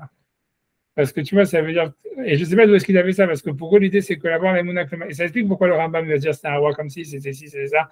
Il ne dit pas ça comme ça d'une manière définitive. Il te dit déjà, lui, il te dit d'abord la halakha, c'est que si on a le choix, comment est-ce qu'il faudrait que ce soit mieux d'une manière, le mieux à le faire d'une manière, tu vois, ça veut dire théorique, et c'est pas évident que ça va se passer comme ça. Tu vois, comme le retour en Israël, tu vois, du deuxième Beth Amikdash, il ne s'est pas passé d'une manière optimale. Tu vois ce que je veux dire? Donc voilà, c'est tout. Ça se passera comme ça se passera, tu vois. Mais comme ça s'est passé, tu vois, et c'est tout. Mais donc, et tu vois, ça veut dire l'idée, c'est que d'abord, même si ça se passe pas de manière optimale, il fallait quand même il fallait donner, tu vois, quand même, tu vois, des halachot, en disant, voilà la manière optimale que ça se passe. Et à part ça, il y a une mitzvah. Ça, je sais pas d'où est-ce qu'ils l'ont sorti, mais ça veut dire, tu vois, ça veut dire que les rabbanim d'avant, moi je vois de mes rabbanim, ce qu'ils avaient eux, c'est qu'ils disaient, ah, par rapport à la situation actuelle, si jamais le Mashiach viendrait, comment il viendrait, tu vois. Et il réfléchissait à ça. Pas parce qu'il le mordicus, c'était c'est ça ce que ça veut dire. Et si ça t'arrive Pour pas. ce côté la délivrance, non? Voilà, c'est ça, exactement. Que pour eux, c'était ça le lien de Tzipita Lishua, c'était de dire, ah voilà, peut-être ça c'est un siman, tu vois. J'appelle mon rap à chaque fois, même il disait, tu vois, quand quelqu'un l'appelait au téléphone, il disait, allô, c'est pour me dire que c'est le Mashiach? C'est le Mashiach. Tu vois, vous avez raison, parce que tu vois qu'il faut, parce que l'idée, c'est qu'on a l'impression qu'il faut penser que c'est un truc normal que ça arrive, tu vois. Ça veut dire que dans la Emouna du Mashiach, qu'il faut penser que c'est pas un truc, tu vois, qui va arriver dans 5 millions d'années, tout ça. Est-ce que c'est un truc, alors, il faut pas voir la Emouna, dans la mitzvah, il y a marqué dans les poskim que c'est pas la Emouna qui va venir de son vivant, mais en tous les cas, c'est qu'il faut avoir la Emouna, que ça serait pas impossible, tu vois, qu'il vienne de son vivant. Et que tu vois que ça sera quelque chose de normal. Donc, pour eux, l'idée de pouvoir accomplir cette mitzvah, c'était il fallait avoir des scénarios, tu vois, même s'ils savaient que c'était des scénarios complètement imaginaires et que c'était, tu vois, qu'ils n'allaient pas mettre de l'argent dessus. C'était, voilà, c'est, disons, ah, voilà, le Mashiach, il arrive cette semaine, comment est-ce qu'il pourrait venir? Tu vois, après, comme vous dites tout à l'heure sur les expressions, ma chère Ben Yosef, ma chère Ben David, c'est juste des degrés. C'est-à-dire qu'il y en a un, c'est la construction politique et l'autre, c'est la construction rouhanique. Et voilà, et on ne sait pas exactement comment est-ce qu'ils vont venir, tu vois, on ne peut pas savoir, tu vois, mais voilà, il y en a qui disent que le Mashiach Ben Yosef, tu vois, c'est puisque Hillel, il dit à Mashiach, je ne sais plus qui c'est qui dit c'est Mashiach Ben Yosef, il y a un des commentateurs qui dit que Hillel, il parle du Mashiach Ben Yosef, et pas du Mashiach Ben David, mais ça veut dire qu'on a déjà eu la période du Mashiach Ben Yosef. Tu vois, ça veut dire, dans le Tanakh d'Eliyahu, il y a marqué que lui, il pense que le Mashiach, il est déjà venu, ça veut dire que la période du Mashiach, elle a commencé avec le deuxième temple. Lui, il pense que tu vois que Ezra, c'était le Mashiach, tu vois. Et que voilà, une fois qu'on nous a donné la Torah et qu'on nous a donné tous les takanot d'Ezra, tu vois, ça veut dire qu'ils font que le judaïsme, il a perduré pendant 2000 ans. En fait, c'est ça le Mashiach. C'est le début du processus du Mashiach. Et donc, c'était ça le Mashiach Ben Yosef, tu vois, c'est le début du processus. Tu ne peux pas savoir, tu vois, c'est possible, tu vois, ça veut dire, mais ça, tu vas trouver des midrashim comme ça. Que tu vois en fait, le deuxième temple, c'était déjà le début du Mashiach. Parce qu'en fait, quand tu regardes tout ce qui a fait que le judaïsme il a vécu jusqu'à aujourd'hui, qui s'est développé, ça a été fait à cette période. Et en fait, ce qu'il y a maintenant, tu vois bien, les Juifs qui sont d'Israël maintenant, tout ce qu'on étudie, tout ce qu'on fait, la lecture de la Torah en public, tous les machins, la Tfila B'Tzibour, c'est que des takanot qui datent de cette période-là. Donc voilà, donc ça veut dire, voilà, donc c'était ça le Mashiach Ben Yosef. Alors après que ça a pris 2000 ans pour que ça retourne en Israël, on comprend que c'est que préparatoire et qu'il va y avoir une reconstruction du troisième temple, mais ça sera que la finalisation de ce qui s'est passé dans le deuxième temple.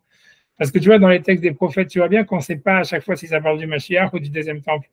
Tu vois, tu vois tous les commentateurs, à chaque fois, ils disent oui, non, c'est pas, tu vois, ils donnent les deux options. Parce que c'est possible, en fait, que l'un est la continuation de l'autre, tu vois. Et en fait, c'est pas vraiment une révolution, tu vois, c'est que simplement l'aboutissement de ce processus qui a été commencé à l'époque de la Mishnah. C'est pour ça qu'on étudie la Mishnah, la Gemara, tous les livres qu'on étudie, tu vois, c'est quoi? C'est que les livres de cette période. Tu vois, c'est possible. Tu vois, parce que la Gemara, elle dit que le Mashiach, il est arrivé il y a 2000 ans, tu vois, ça veut dire, après l'exécution du temple, c'est la Tkoufat HaMashiach. C'est la Gemara qui le dit. Oui. Donc ça veut dire, voilà, donc ça veut dire qu'on est déjà dans la Tkoufat HaMashiach. Parce que, comme je dis, ça a déjà été, si tu veux, les seeds, les graines, elles ont déjà été plantées, tu vois. Après ça peut prendre autant de temps que ça prend pour éclore et tout ça, mais voilà, c'est ça, tu vois, ça veut dire, tu vois, c'est la Shoah, c'est aussi la période du Mashiach, qu'est-ce que je te dis, tu vois. Ça veut dire, tu vois, c'est ça ce que ça veut dire. Ça veut dire c'est un développement. Ça veut dire on est dans un processus qui amène. Ouais, l'idée c'est que voilà, mais on ne sait pas. C'est pour ça, c'est sûr que la Shoah ça aurait pu ne pas arriver, tu vois. Mais voilà, mais ça veut dire voilà, c'est tout ça. C'est pour ça que je te dis que tout dépend de l'action de l'homme, tout dépend du libre arbitre, tout dépend de plein de, tu vois. C'est pas écrit d'avance, rien n'est écrit d'avance. Rien n'est écrit d'avance. Non, c'est une bonne leçon. Ça explique pourquoi on ne doit pas scruter, pourquoi on ne doit pas compter les jours. Tout s'explique. Mais ça va se révéler, c'est un changement qui va se faire à l'intérieur des gens. C'est ça ce que tu vas voir. Que ce changement, il est peut-être progressif, mais il va se faire et il va pas, tu vois, c'est tout. Et c'est quelque chose que dans la tête, c'est très évident. Je veux dire, quand tu réfléchis, pourquoi on n'a pas construit le Beth Amikdash maintenant? Pourquoi jusqu'à maintenant on n'a pas construit le Beth Amikdash? Il n'y a aucune excuse, tu vois. Il n'y a aucune raison logique. Et tu vois, ça veut dire, tu n'es pas obligé de le faire là où il y a la mosquée d'Omar. Tu n'es pas obligé, tu vois, on a vu le Ramban qui dit que là où vous choisirez, ce sera l'endroit du Beth Amikdash, le roi que vous choisirez. Donc ça veut dire on pourrait le faire ailleurs, tu vois, même le base, tout ça, il y a plein déjà des endroits très spécifiques derrière le mur de lamentation. Voilà, tu ne détruis pas la mosquée d'Omar et tu fais le Beth Amikdash et Shalom, et sur la plupart de beaucoup d'avis, c'était là où est-ce que était l'endroit original du Beth Amikdash. Donc, tu vois, je veux dire, même politiquement parlant, ça serait pas au contraire, ça pourrait être très positif pour la paix. Tu vois, dire, voilà, on va un temple pour toutes les nations et machin, blablabla. Et tu vois, ça veut dire, donc, pourquoi il manque de capitaux? Tu vois, ça veut dire, est-ce qu'on connaît pas la halakha? Tu vois, tous les matériaux, ils sont déjà là. Tu vois, pourquoi les rabbanim, aucun rab de tous les gdolim qu'il y a eu, tu vois, qui étaient des super grandes sadikim, des types qui avaient du Ruach HaKodesh et tout ce que tu as, il n'y a personne qui s'est dit, viens, on va construire le Beth Amikdash. Le fait est que aucun ne se dit non plus de revenir en Israël. En tout cas, aucun n'a voulu participer, tout le monde a rejeté. Pas tous. Mais ouais, mais c'est Non, sûr. pas tous, mais c'est surprenant que la grande majorité. Ouais, ça veut dire, mais c'est comme tu dis, voilà, ça veut dire, voilà, c'est tout ça, c'est parce que, voilà, c'était Mina Shamaï. Ça veut dire, Non, c'est la Gadlut, la Rochma, elle rend encore plus difficile la vision historique des choses, quoi. Je pense pas que c'est une vision d'avoir. Il n'y a ni raison ni tort, tu vois. Tu vois, il n'y a pas de vision historique. Il y a qu'en fait, tu vois, ça veut dire eux, ils suivent la Torah et tu vois, tu vois, c'est un Talmid Chacham comme un scientifique. Tu comprends, un scientifique qui suit la science, ça veut dire, et tu vois, ça veut dire lui, tu vois, ça veut dire s'il vient pas avec un agenda. Si les Talmid Chachamim, normalement, tu vois, ils viennent pas avec un agenda en disant nous, on a décidé que c'est l'État d'Israël, c'est pas le Mashiach, c'est parce que tu vois, c'est si le centre. C'est comme je dis, comme Barbanel, que le sultan il lui a dit va construire l'État d'Israël. T'as qu'à regarder en Wikipédia que c'est une histoire vraie et il s'est dit je veux pas, il se sentait pas de le faire. Pourquoi lui-même tu lui demandes pourquoi je me sentais pas de le faire? Je pense que lui-même n'aurait pas été capable de te dire pourquoi. Mais il se sentait pas, il se sentait pas, il pensait pas que c'était. Et tu vois, tu vois, à l'intérieur de lui, ça lui paraissait comme un truc faux, une folie à faire, etc. Un truc, tu vois, out of place, tu vois. Il sait pas pourquoi, tu vois, mais comme ça. Donc ça veut dire, voilà, c'est lié à ce voile-là, comme je te dis, de la révélation de la présence d'Hachem. Et donc, pour eux aussi, leur Torah, leur Neshama leur disait, non, c'est pas ça, ben, c'était pas ça. Et c'est jusqu'à maintenant la même chose. Pour une raison ou pour une autre, si tu vas demander au Rabbanim pourquoi vous ne pensez pas qu'il faut construire le Beth Amikdash, pourquoi est-ce qu'on ne ferait pas ci, pourquoi on ne ferait pas ça, je pense qu'ils ne sont pas capables de te donner une raison, tu vois, objective. Mais en fait, la raison, le truc, c'est qu'aucun d'eux, tous, ils vont te dire, ouais, t'es complètement cinglé, tu vois, ils le sentent pas, tu vois. Et un jour ou l'autre, tu sais pas pourquoi, dans 10 ans, dans 20 ans, dans 5 ans, dans 200 ans, ils vont se réveiller, ils vont dire, ah ouais, ça serait bien qu'on fasse le Beth Amikdash. Et tu te demanderas pourquoi, c'est comme ça, tu vois.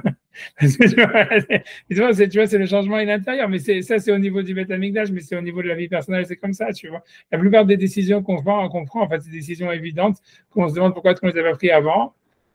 Et pourtant, tu vois, avant, on n'aurait pas pu les prendre, tu ne sais pas pourquoi, tu vois. C'est étrange, mais c'est comme ça que la vie, elle fonctionne, parce que tu vois, notre Neshama, elle est en relation avec Hachem, et tu vois, donc toi, par l'étude de la Torah, les mitzvot et tout ça, tu peux essayer, tu vois, ça veut dire tu vois, ça veut dire tu vois, tu vois, de te relier à ça, et voilà, et oui, et ça fait évoluer, etc. Mais en fait, tu vois, t'es pas, tu vois, ça veut dire, on voit pas les grands choix, les décisions, tu vois, radicales de notre vie, etc. Tu vois, si tu veux, on les maîtrise pas vraiment, tu vois. Ça veut dire, on peut, voilà, on peut s'ouvrir par rapport à, tu vois, à des influences. On peut, tu vois, c'est des processus, etc. qu'on peut mettre, tu vois, qu'on peut essayer de trucs. Mais voilà, quel commerce sur le clan d'Israël, tu vois. Et les rabbanim, ils sont, tu vois, c'est les rabbanim du clan d'Israël, et les amaratim, c'est les amaratim du clan d'Israël. Et chacun, en fait, il fait partie du clan d'Israël, et chacun, avec son neshama, il fait son job, si tu veux, et c'est interconnected, et voilà, et tu peux. Voilà, et Hachem, il essaie toujours de dealer, de faire c'est ça l'histoire, c'est que la Emouna, c'est qu'Hachem, il essaie toujours d'avoir le meilleur résultat possible par rapport au travail qu'on fait, tu vois. Et voilà, je laisse tranquille, merci beaucoup. Bonne journée, Toda Rabba. Bye bye. Ouais.